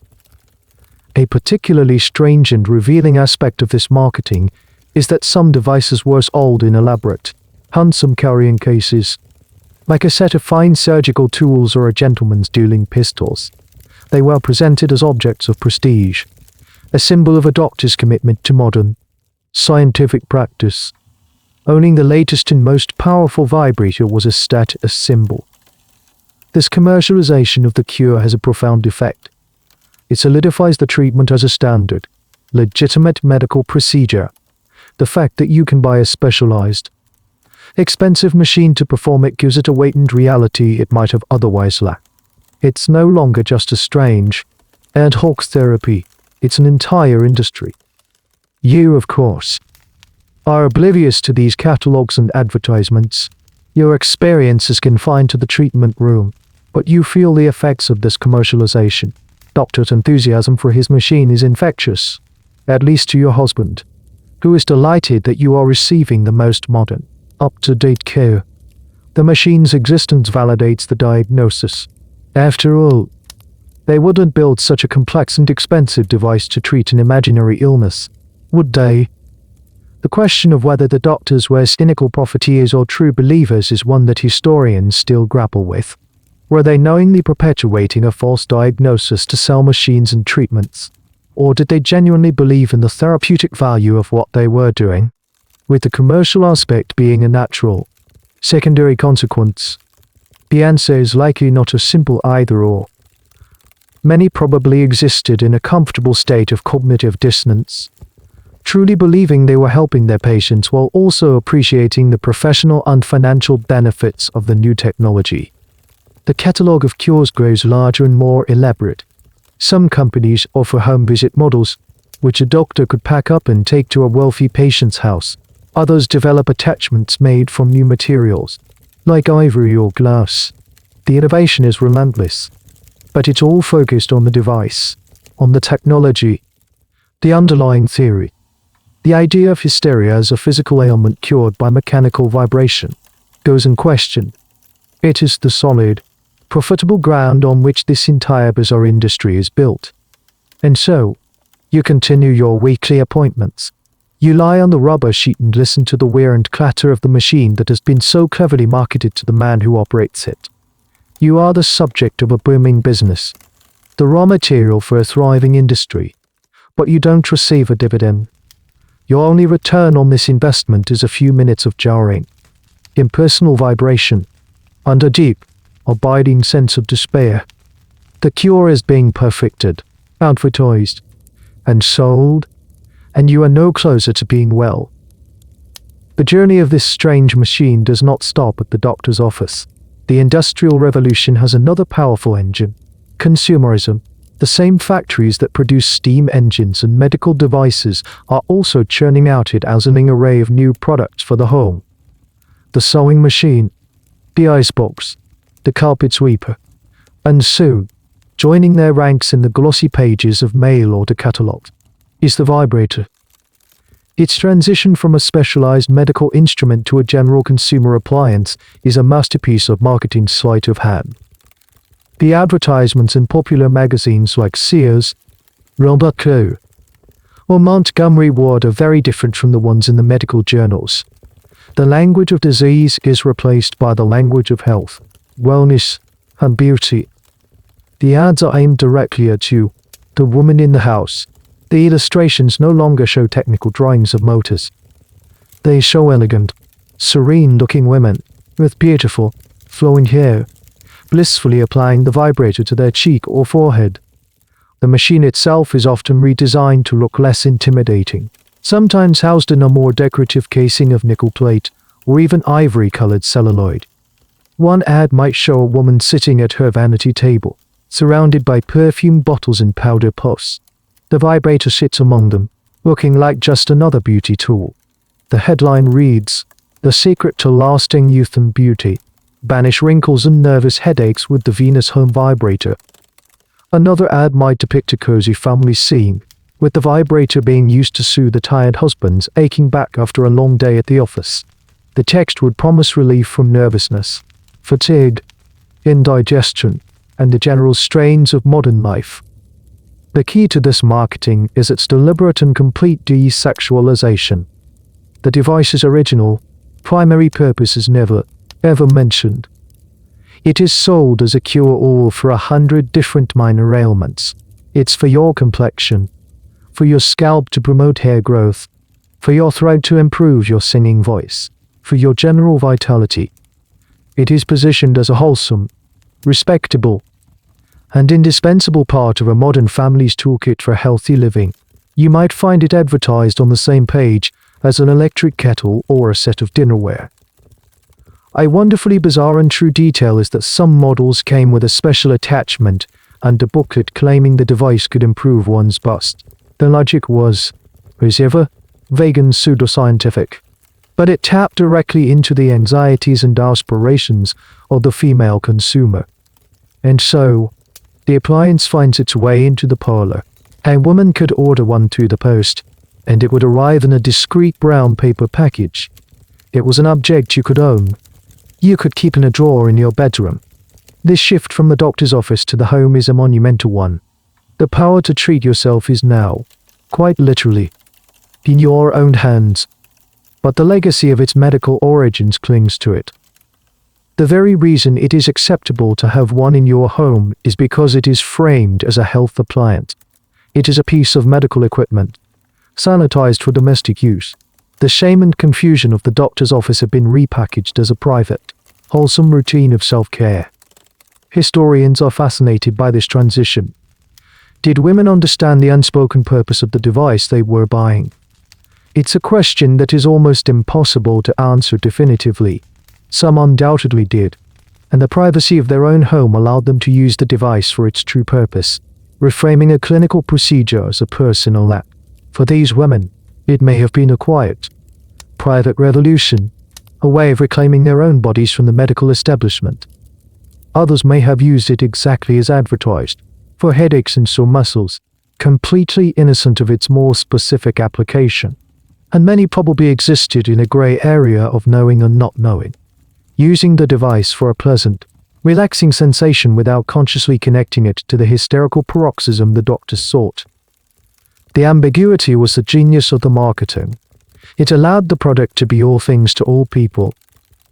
You see an advertisement one day, while flipping through a ladies' magazine left on your parlor table.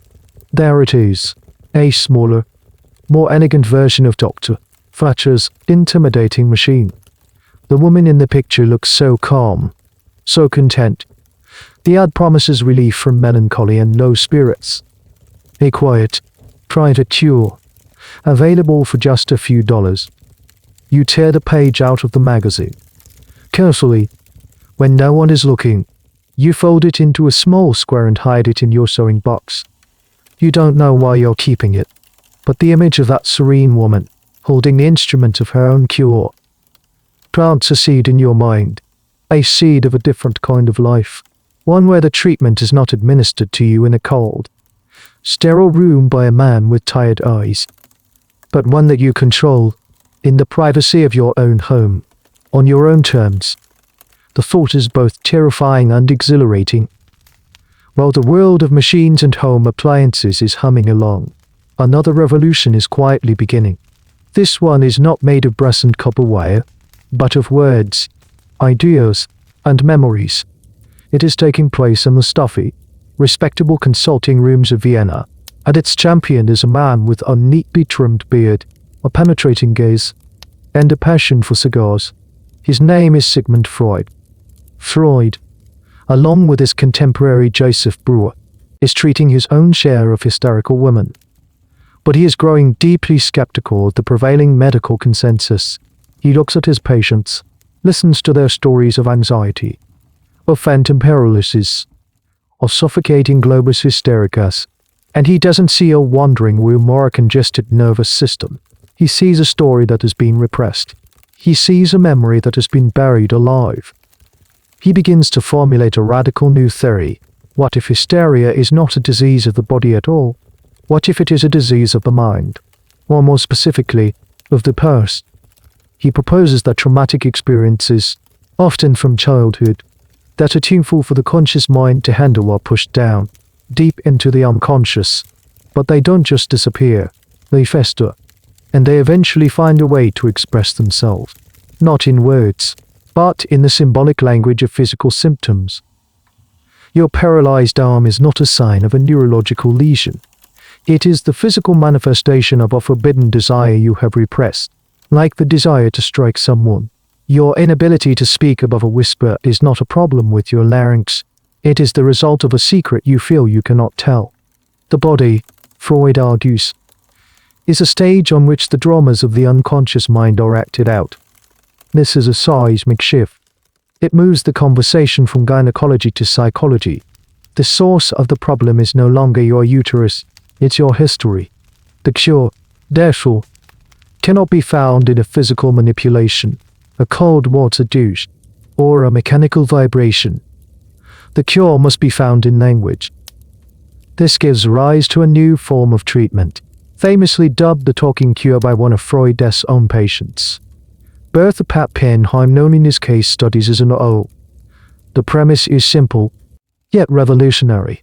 The patient lies on a couch, a piece of furniture that is about to be forever associated with this new practice, and is encouraged to talk, to say whatever comes into her mind, without censorship or judgment. This technique, called free association, is designed to bypass the conscious mind's defenses and allow the buried, toxic memories to surface. The idea is that by bringing the trauma into the light of day, by giving it words, its power to cause physical symptoms will be neutralized. It is a process of emotional archaeology, of digging through the layers of a person's life to find the broken artifact at the bottom that is causing all the trouble. One of Freud's more peculiar, and now largely discredited, theories was the seduction theory. Initially, he believed that many of his hysterical patients had been victims of actual childhood sexual abuse. However, facing immense backlash from the Viennese medical community on finding the idea socially untenable, he later revised this. He argued that these memories were not real events, but were in fact unconscious fantasies and desires of the patients themselves. This revision is one of the most controversial and debated pivots in the history of psychology. Was he covering for the powerful men of Vienna, or did he genuinely come to a new theoretical understanding? The debate still rages. The news of these strange Viennese ideas travels slowly, filtering into the medical consciousness of London and Paris. At first, it is mostly dismissed. The theories seem far-fetched, unscientific, more like philosophy or literature than medicine. Doctors like your drive. Fletcher, with his solid, mechanical understanding of the body, would have scoffed at the notion of a talking cure. How can mere words fix a physical ailment? It's preposterous. But the ideas are persistent. They offer a more compelling, more complex, and ultimately more humane way of understanding human suffering for women who have been told their bodies are broken. The idea that their minds are simply wounded is a profound relief. It reframes them from being defective machines to being people with stories. The couch in Vienna is a direct challenge to the couch in London. One is a place of speaking. The other is a place of silence. One seeks to uncover a story. The other seeks to induce a physical spasm. One uses words as its primary tool. The other uses a buzzing machine. You won't hear about Freud for years. His work is confined to a small, radical circle, but the ground is shifting under your feet. Whether you know it or not, the absolute certainty of the medical establishment is beginning to crack. A new story is being told about women's minds. And it is a story that will eventually grow so powerful, it will consign the wandering room, the hysterical paroxysm, and the steam-powered hammer to the dusty storeroom of medical history. The talking is about to begin, and it will, eventually, drown out the buzzing of the machine. The talking cure does not take hold overnight. It is a slow, creeping dawn. For years, the two models of treatment exist side by side, a testament to a medical world in transition. In one part of the city, a woman lies on a couch and tells her doctor about her dreams. In another, a woman lies on a couch while a doctor applies a vibrating machine to her abdomen. It is a strange and contradictory time. But gradually, the new ideas from Vienna gain traction. They are championed by a new generation of doctors, men who are less interested in mechanics and more interested in the mysterious, uncharted territory of the human mind. They are called alienists, or neurologists, and eventually, psychoanalysts. They begin to form their own societies, publish their own journals, and build their own clinics. You begin to hear whispers of this new approach. Perhaps a friend, another member of the silent sisterhood of the unwell, mentions in a hushed tone that her new doctor doesn't use a machine. He just listens. Or perhaps you read a magazine article that, instead of promoting a new vibrator, discusses the modern science of the mind and the power of nervous suggestion. The new treatment is, in many ways, just as demanding as the old one. But the demands are different. It requires not physical endurance, but emotional courage. You are asked to delve into the most private corners of your life, to speak about your relationship with your parents, your feelings about your husband, your secret fears and desires. Imagine, for a moment, you find your way to one of these new practitioners. The office is different. It's less like a clinic and more like a scholar's study. The walls are lined with books, not anatomical charts. There are oriental rugs on the floor and heavy velvet curtains on the windows. And in the center of the room, there is the couch. It's not a narrow, sterile examination table, but a comfortable, domestic-looking sofa, often draped with a blanket and pillows. The doctor himself is different. He sits behind you, out of your line of sight, so that you may speak freely without being influenced by his reactions. He says very little. He is a quiet, attentive presence, a human vessel for your words. His tools are not instruments of brass and steel, but questions. And how did that make you feel? Tell me more about your father. What do you associate with that dream? For you, a woman who has been systematically silenced for her entire life, who has been told that her thoughts and feelings are symptoms of a disease. This experience is utterly transformative. At first, it's terrifying. To give voice to the thoughts you've kept hidden for so long feels like a transgression. But as you speak, week after week, you feel a strange sense of release. The pressure that has been building inside you for years begins to ease, not through a physical paroxysm, but through the slow, steady act of narration. You are not being cured. You are being heard. You are telling your own story, and in doing so, you are beginning to heal. This is not to say that early psychoanalysis was a perfect feminist utopia. It was still a deeply patriarchal system. The doctor was still the all-knowing authority figure, interpreting your life through his own theoretical lens. A bizarre little-known fact is that Freud developed the concept of penis envy as a central organizing principle of female psychology, arguing that women's development was driven by a sense of anatomical lack. So while the treatment moved away from the wandering womb, it still often framed the female experience as inherently deficient compared to the male standard. It was a new cage, perhaps, but one with more room to move around in. Historians continue to debate the efficacy and the ethics of early psychoanalysis. Was the talking cure a genuine path to liberation for these women, or was it simply a more sophisticated form of social control, teaching them to adapt to their restrictive roles? The evidence is mixed. For some women, it was undoubtedly life-changing, giving them a language and a framework to understand their own unhappiness.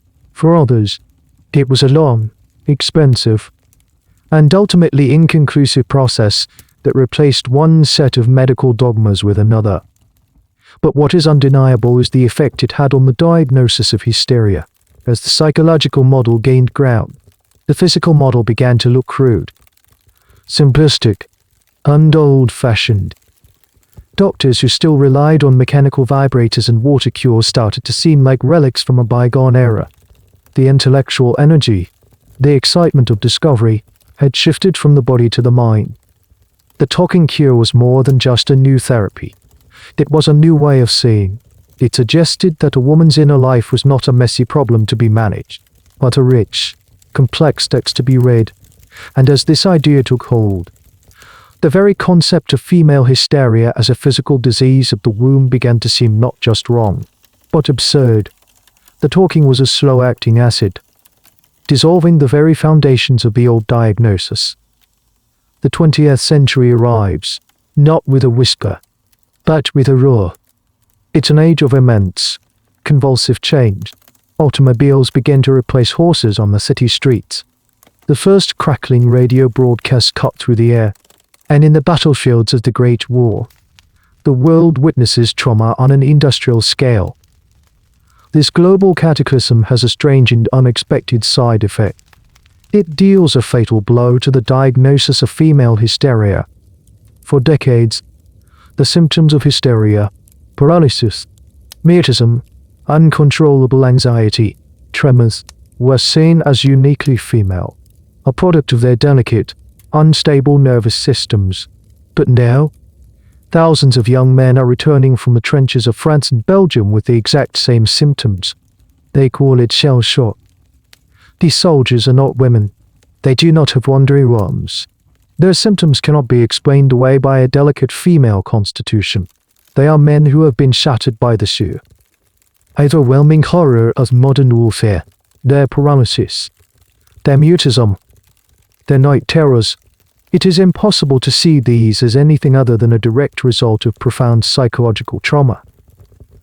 This forces a massive and rapid re-evaluation within the medical community. The diagnosis of hysteria, already weakened by the slow rise of psychoanalysis, now seems utterly untenable. If men can exhibit the same symptoms under extreme stress, then the cause cannot be gender-specific. It cannot be rooted in female biology. The cause must be psychological. It must be about the mind's response to an unbearable experience. And just like that, the entire edifice of female hysteria, built over 2 millennia, begins to crumble. The term itself starts to feel archaic, embarrassing, a relic of a less enlightened time. It slowly, quietly fades from the pages of new medical textbooks. It is not disproven in a single dramatic experiment. There is no press conference announcing its demise. It simply dies of obsolescence. It is replaced by new terms, new classifications, conversion disorder, anxiety neurosis, post-traumatic stress. The language changes, becoming more specific, more nuanced, and crucially, gender-neutral. The disappearance of the diagnosis is one of the most fascinating unquiet events in medical history. Why did it vanish so completely? Historians offer several overlapping explanations. The rise of psychoanalysis provided a more compelling narrative. The experience of shell shock in World War I made the gendered nature of the diagnosis absurd. But there were other social forces at work as well. The world is changing for you, and for women like you. The war has appended traditional social roles, with the men away at the front. Women have poured into factories and offices. They have driven ambulances and worked on farms. They have proven their competence, their resilience, and their strength in ways that can no longer be ignored. The image of the fragile, delicate angel in the house, to wreak for the stresses of the world, is hard to maintain when women are literally building the weapons of war. This new sense of capability, combined with the growing movement for women's suffrage, creates a cultural climate where the idea of an inherent female weakness is becoming politically and socially unacceptable. The diagnosis of hysteria was a tool of a patriarchal society designed to keep women in their place. As women begin to break out of that place, the tool loses its power. A little-known contributing factor to the diagnosis's decline was the rise of modern gynecology and endocrinology. As scientists began to truly understand the female reproductive system and the role of hormones, the old, mystical ideas about wandering worms and pelvic congestion were exposed as pure fiction. The hard science simply left no room for the old myths. The debate among historians is no longer about what caused hysteria, but about what hysteria was. Was it a real, coherent illness that we now call by other names, like somatomorphic disorder? Or was it a wastebasket diagnosis, a social construct, a label used to pathologize and control any woman who didn't fit neatly into her prescribed role? The consensus today leans heavily towards the latter. Hysteria was not a disease women had. It was a label they were given. You are living through this change. You see the women in their new, less restrictive clothing. You hear the conversations about votes for women.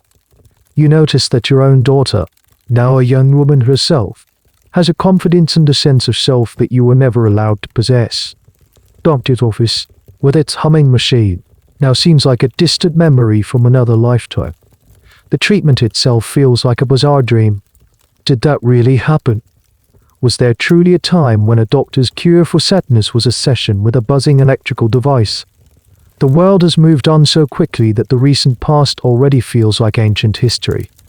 The diagnosis that defined and confined your life has evaporated into thin air, leaving behind only a faint, lingering sense of absurdity.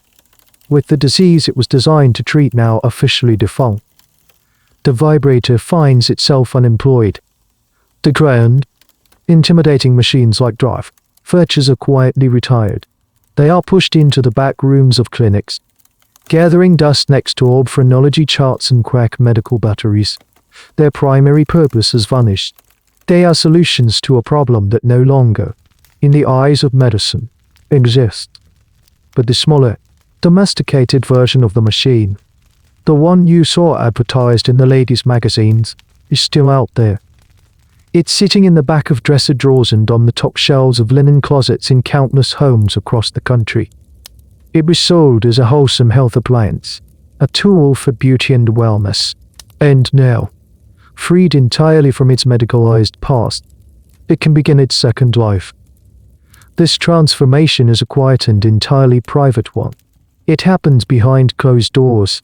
There are no advertisements, no instruction manuals for this new purpose. It is a purpose that is discovered, not taught. For the woman who bought the Venus home vitalizer to soothe her nerves or smooth the wrinkles on her brow, the device holds a secret.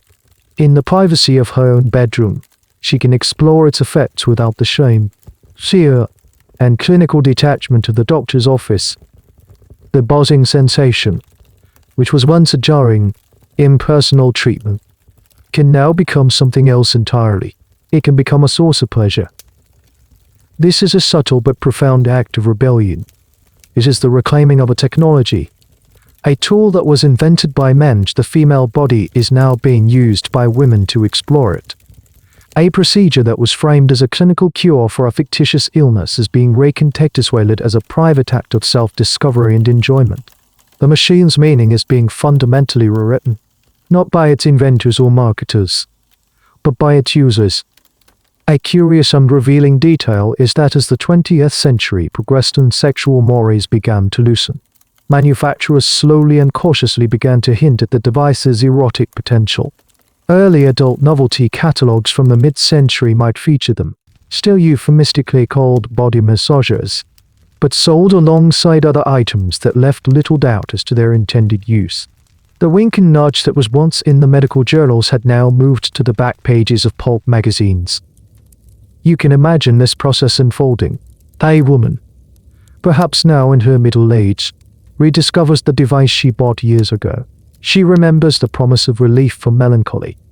She remembers the sterile chill of the doctor's office and the loud hum of his machine. But now, the context is different. There is no doctor, no diagnosis. There is only her, the machine, and the quiet privacy of her own room. The experience is no longer about a paroxysm or a cure. The goal is not to relieve a symptom. The goal is simply to feel. In this act, she is undoing the damage of her diagnosis. She's taking a sensation that had been defined for her as pathological and redefining it as pleasurable. She is taking back her own body, one vibration at a time. Historians who study the history of technology and sexuality find this transition fascinating. It's a rare example of a technology completely changing its core function and meaning over time. It's like a plowshare being beaten into a sword, but in reverse. An instrument of clinical control becomes a tool of personal liberation. This domestication of the paroxysm, as some scholars have called it, is a key, is hidden, chapter in the history of female sexuality in the 20th century. The debate continues about how widespread this private reclaiming was. It's a part of history that is, by its very nature, undocumented. It exists only in the silent, personal experiences of millions of individual women. But the enduring popularity of the device, long after its official medical uses had faded, suggests that its new purpose was quickly and widely understood. The tool's second life is a quiet triumph. It's a victory that is never declared, a revolution that is never fought in the streets. It is the final, ironic twist in the long, strange story of female hysteria, the very instrument that was created to enforce a sterile, passional view of the female body becomes a key that unlocks a world of private pleasure. The doctor's secret weapon has been captured by the patient, and she has turned it to her own ends. The machine has been set free, and in a way, so have the women who use it. The story could end there, with the diagnosis discredited and the machine repurposed. It would be a neat, satisfying conclusion. The bad old days are over, and the modern world is a place of enlightenment and understanding. But the past is never truly past. It leaves echoes, faint reverberations that still ripple through the present moment. The ghost of female hysteria has not been fully exorcised. It haunts our modern world in subtle, insidious ways. The core idea behind the diagnosis, that female emotion is irrational, excessive, and probably pathological, is a stubborn one. It has seeped into the very foundations of our culture. You don't have to look far to see its modern-day descendants. Think of the language we use. A man who is angry is seen as powerful, assertive. A woman who expresses the same anger is often labeled shrill, strident, or emotional. A man who is passionate about his work is ambitious and driven. A woman with the same passion is sometimes seen as intense or aggressive. These are the ghosts of hysteria. The belief that a woman's feelings are inherently less valid, less rational than a man's. Think of the medical world today. Women's pain is still, to this day, more likely to be dismissed by doctors. Studies have shown that women who present in an emergency room with severe abdominal pain are more likely than men to be given sedatives or antidepressants, while men are more likely to be given pain medication. The underlying assumption, often unconscious, is that her pain might not be real. It might be in her head. It might be a form of modern-day hysteria. This is a well-documented phenomenon known as the gender pain gap. Think of the way women's health issues are often treated. Conditions that exclusively or primarily affect women, like endometriosis or polycystic ovary syndrome, have historically been underfunded, under-researched, and frequently misdiagnosed for years. The patient is often told her debilitating pain is just a bad period, that she's being overly sensitive. She is, in effect, being told she is hysterical. A bizarre and telling modern echo is the marketing of certain wellness products. Think of the proliferation of calming teas, aromatherapy oils, and stress relief supplements aimed almost exclusively at women. While these are far more benign than a steam-powered vibrator, they often play on the same old trope, that the modern woman is a bundle of frazzled nerves in constant need of soothing and calming. Her natural state one of anxiety that must be managed. Historians and sociologists are still actively tracing these connections. They debate the extent to which the legacy of hysteria directly influences modern medical practice and social attitudes. Is it a direct lineage, or are these simply parallel expressions of a deeper, more persistent cultural bias? The argument is ongoing, but the parallels are undeniable. The idea that the female body and mind are mysterious, unreliable, and prone to malfunction is a powerful myth that has proven very difficult to kill. You, looking back from a vantage point of old age, can see these echoes clearly. You see it in the way your own granddaughter apologizes for crying during a sad film, as if her tears are an embarrassing inconvenience. You hear it in the way a male politician dismisses a female journalist's tough question as an emotional outburst. The wandering womb has been replaced by raging hormones. The diagnosis of hysteria has been replaced by the casual accusation of being overly emotional. The tools have become more sophisticated, the language more subtle, but the underlying message is eerily familiar. The world has changed in countless ways for the better. You have the right to vote, to own property, to pursue an education and a career. The cage has been dismantled, its bars melted down, but you can still, sometimes, feel its phantom shape around you. You can feel the faint, cold pressure of a system that is still not entirely comfortable with the full spectrum of a woman's feelings, her passions, her ambitions, her rage. The diagnosis is dead, but its spirit lingers, the quiet, persistent whisper reminding you that your feelings can still be used as evidence against you. As you sift through the memories of your long life, you realize that your story is, in its own way, one of the fortunate ones. You were diagnosed, You weren't rated. You were subjected to the cures of your time, but you survived. You remained in your home, within the familiar, if suffocating confines of your family. You were not sent away. For many women, the diagnosis of hysteria was not a prelude to a series of strange at-home or spa-based treatments. It was a one-way ticket to the asylum. These institutions, often vast, Gothic buildings set on the outskirts of town, were the final destination for the most difficult cases. Difficult, in this context, could mean anything. It could mean a woman who was truly suffering from a severe mental illness. But it could also mean a woman who was simply inconvenient. A wife who refused to obey her husband. A daughter who became pregnant out of wedlock. A woman who expressed radical political or religious views. The diagnosis of hysteria was a convenient, medically sanctioned tool for families to dispose of troublesome female relatives. Once inside the asylum walls, these women's voices were effectively silenced forever.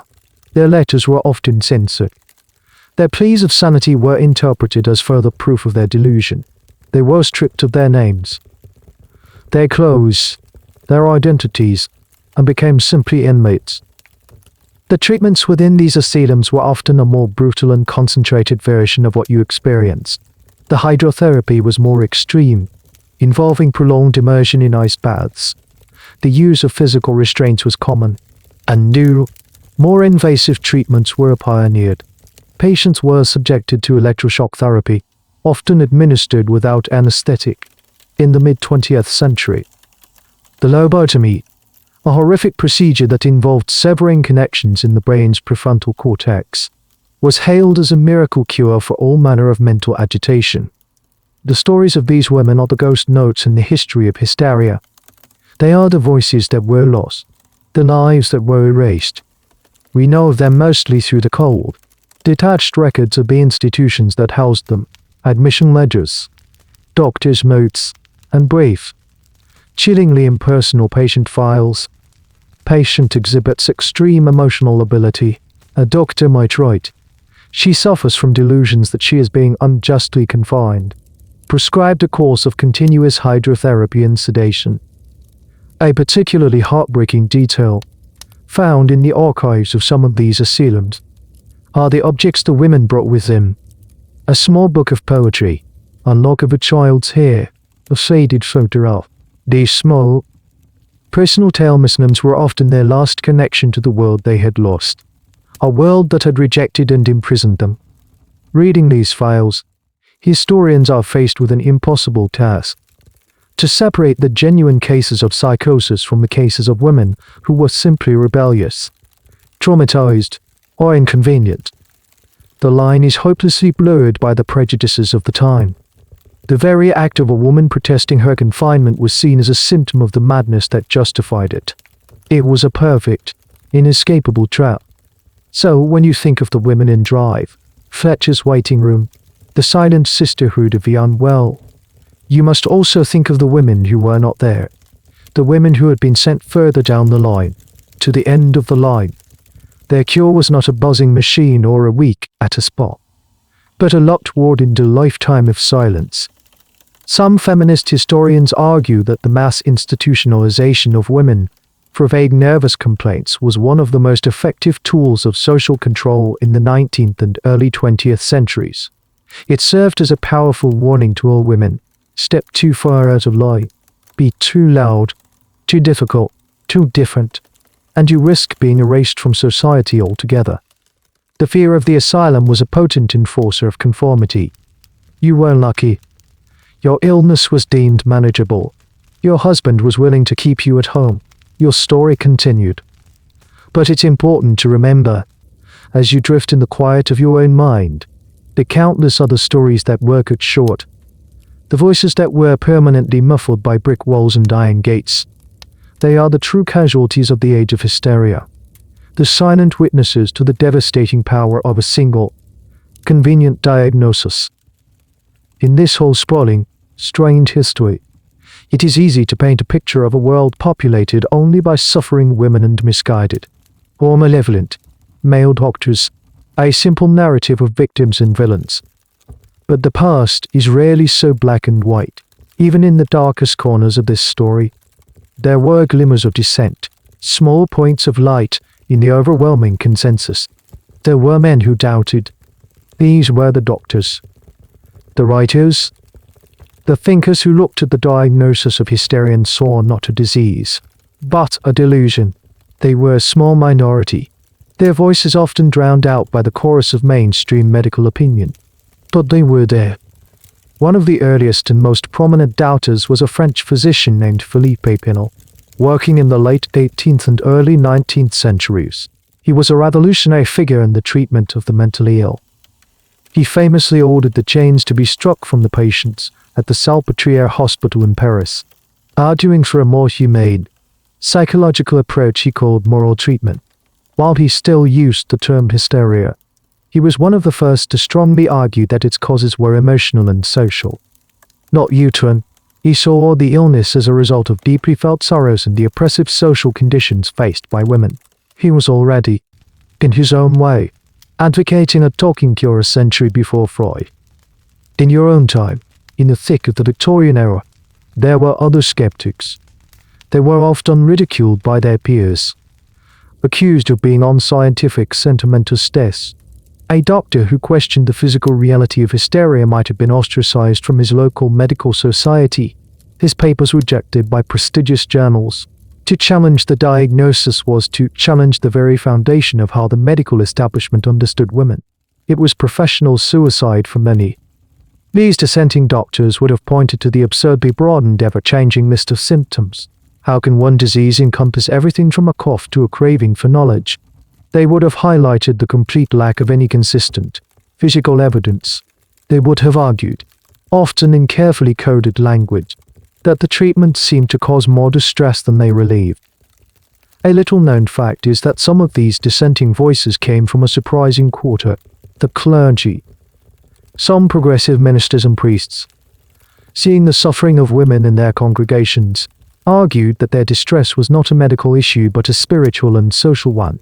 They saw it as a crisis of meaning, a soul sickness caused by the empty, constrained lives these women were forced to lead. They prescribed not rest cures and vibrations, but purpose, charity work, and engagement with the community. A stark contrast to the isolation and passivity ordered by the medical men. The debate among historians today often involves trying to resurrect these forgotten voices. Who were these men? What motivated them? Was it pure scientific skepticism, a deep sense of empathy, or perhaps a political conviction about the rights of women? It's a difficult area of research, as the historical record naturally favors the powerful, mainstream view. The doubters are often just footnotes in the textbooks of the victors. You can imagine one of these men, a young, idealistic doctor, fresh out of medical school. He sets up a small practice. He reads the work of Dr. Vibrator and his colleagues. He attends the lectures. He is taught that hysteria is a disease of the womb. But then he sits with his patients. He listens to them, not just to their symptoms, but to their stories. He hears the frustration, the boredom, the intellectual hunger, the quiet desperation. And he begins to doubt. He sees not a malfunctioning organ, but a suffocating life. He sees not a patient to be managed, but a person to be understood. Perhaps he tries to suggest, gently, to a husband that his wife might benefit from more stimulating company, or a challenging book, or a walk in the country without a chaperone. The husband would likely dismiss him as a radical and find a more conventional doctor. So our doubting doctor learns to be quiet. He keeps his theories to himself. He may provide the conventional treatments to keep his practice afloat, but he does so with a heavy heart and a skeptical mind. He represents a silent, internal opposition. These men are an important, if often overlooked, part of your story. They show that the monolithic Victorian patriarchy was not quite as monolithic as it seemed. There were cracks in the facade. There were men who knew, on some level, that the whole enterprise was a sham. Their failure to overthrow the consensus is a testament to the immense power of the medical establishment and the social prejudices of the time. but their existence is a reminder that even in an age of profound ignorance, the spark of critical thought and human empathy was never entirely extinguished. The years drift by, soft as falling dust. The world that created your illness, and the illness that defined your world, are both long gone. You are an old woman now, sitting in a comfortable chair, not a chaise lounge. The corset is a distant memory, a museum piece. Your clothes are soft and loose. The air in your room is clear, free from the scent of coal smoke and beeswax. Through your large, clean window, you watch horseless carriages hum past on a smooth, black road. One afternoon, your granddaughter takes you on an outing. She is a modern woman, with a university degree and a job. The very idea would have been scandalous, a definite symptom of hysteria. When you were her age, she drives you to a museum, a vast, quiet building of stone and glass. You walk slowly through halls filled with the artifacts of forgotten ages. Ancient pottery, medieval armor, dusty royal carriages. And then, you turn a corner and find yourself in a gallery dedicated to the history of science and medicine. And there, in a brightly lit glass case, you see it. It is one of the early ones, a Grendel's hammer, or a model very much like it. It's it on a velvet-covered pedestal. Its brass polished to a high shine. Its mahogany gleaming under the museum lights. It looks both formidable and faintly ridiculous, a relic from a time when science and superstition were still tangled together. Next to it is a small, white card. The text is brief and academic. It reads, "Electromechanical vibrator, sealing de Yabajo," an early example of a medical device used in the treatment of female hysteria. A now discredited diagnosis. The device was intended to relieve nervous symptoms by providing therapeutic vibration, often to induce a hysterical paroxysm. Its invention was driven by physicians' desire for a less laborious alternative to manual massage. You stand before the glass case, your hand resting on your granddaughter's arm, and you stare at the object. The low, rattling hum of the motor echoes in your memory, a phantom sound across the decades. You can almost feel the cold, impersonal vibration of it, the jarring sensation that was supposed to be your cure. Your granddaughter reads the card. "Hysteria," she says, a note of academic curiosity in her voice. "We learned about that in my social history class. Utterly bizarre, wasn't it? The wandering room and all that. Can you imagine?" You say nothing. You just nod slowly. "Can you imagine?" "Oh, yes. You can imagine it all too well. For your granddaughter, this subject is a historical curiosity. It's an intellectual puzzle, a symbol of a benighted, patriarchal past. It is something to be studied, analyzed, and written about in an essay. For you, it is a memory. It is the cold dread in the pit of your stomach. It is the sterile smell of the treatment room. It is the doctor's detached gaze. It is a piece of your own life, trapped behind glass. A little known and poignant fact is that many of these devices ended up in museums not through a direct chain of medical provenance, but after being found in the attics and basements of old houses. They were discovered by later generations, who had no idea what these strange, bulky contraptions were, and were adored as historical oddities. Their dark, intimate history had been completely forgotten, laundered by time. The object in the museum represents the final stage in the story. The machine has been stripped of all its power. It is no longer a tool of healing or control. It is no longer an object of private pleasure. It has become an artifact. It is inert, silent, pinned under the bright lights of historical scrutiny. Its story is now fixed, curated, and explained by a neat little card. As you look at it, you feel a strange sense of peace. The machine, which once had so much power over you, is now powerless. It is a fossil, the petrified remains of an age of ignorance. It cannot hurt you anymore. It cannot hurt anyone anymore. It can only sit there, a silent testament to its own strange journey from a doctor's tired hands to a woman's bedside table, and finally to this quiet, well-lit tomb. The debate among historians about the legacy of such objects continues. Are they symbols of female oppression, or are they, in their later incarnation, symbols of female resilience and sexual liberation? The object in the glass case is both. It contains multitudes. It is a monument to both the cage and the quiet, secret escape from it. You turn away from the display case and allow your granddaughter to lead you to the museum cafe. She orders you a cup of tea and a slice of cake. The simple, pleasant normality of it feels like a victory. The ghosts of the past are there, but today, they are quiet. They are safely behind glass. The sun is setting, painting the sky outside your window in soft shades of lavender and rose. The day is ending. Your long day is ending. You sit in your comfortable chair, a warm blanket across your lap, and you feel a quiet stillness settle over you. The house is peaceful. It is not the enforced, suffocating silence of your youth, but a genuine, earned tranquility. The doctors have all gone. Dr. Fletcher, with his confident pronouncements on his tired hands, is a ghost. The men who argued about a wandering room are dust. The inventors of the humming machines are footnotes in obscure textbooks. They have all receded, swept away by the relentless tide of time. The theories have vanished. 2. The idea that your feelings were a sickness, that your intellect could damage your body, that your womb could break free and roam through your torso like a lost pet. These notions now seem so fantastical, so utterly alien, that it's hard to believe they were ever considered science. They have evaporated like morning mist, leaving behind only the clear, simple truth of your own experience. And the machines, the great, clattering steam-powered hammers and their smaller, domesticated cousins. Their journey is complete.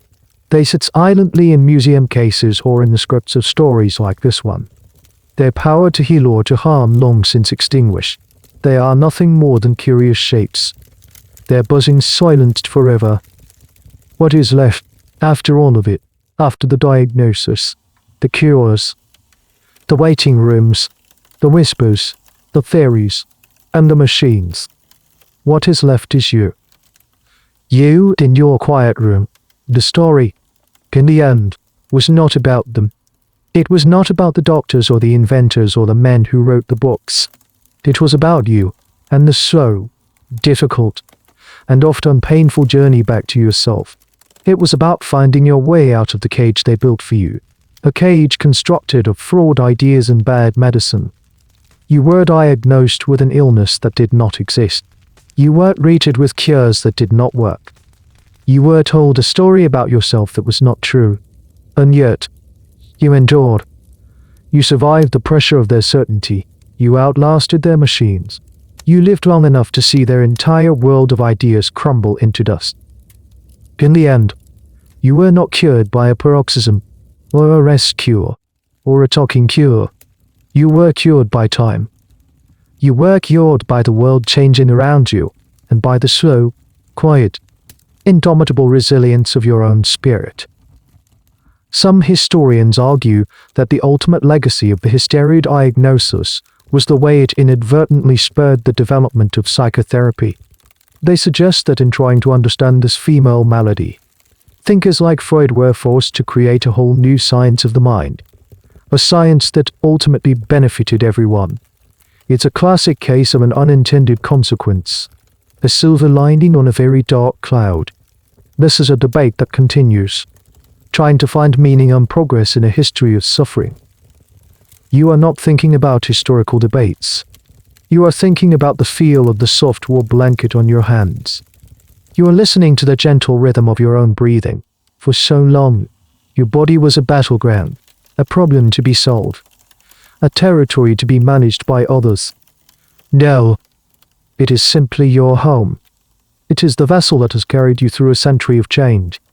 It is tired, it is old, but it is finally, indisputably, yours. You close your eyes. The restlessness is gone.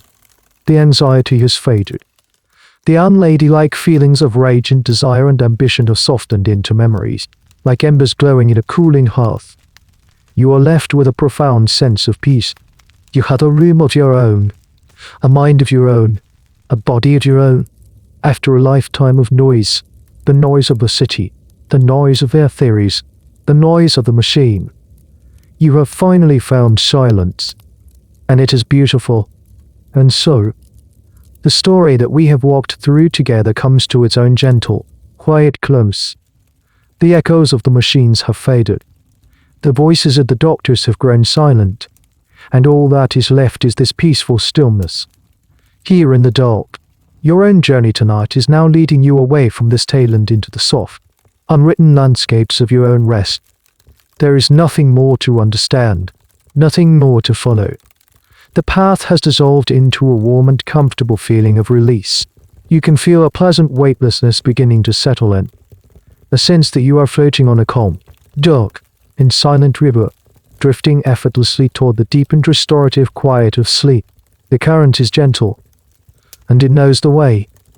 Our shared time in this story is complete, and if sleep has not yet found you, please don't worry. You can simply rest here in the quiet, or choose another path from my channel. Sleep peacefully.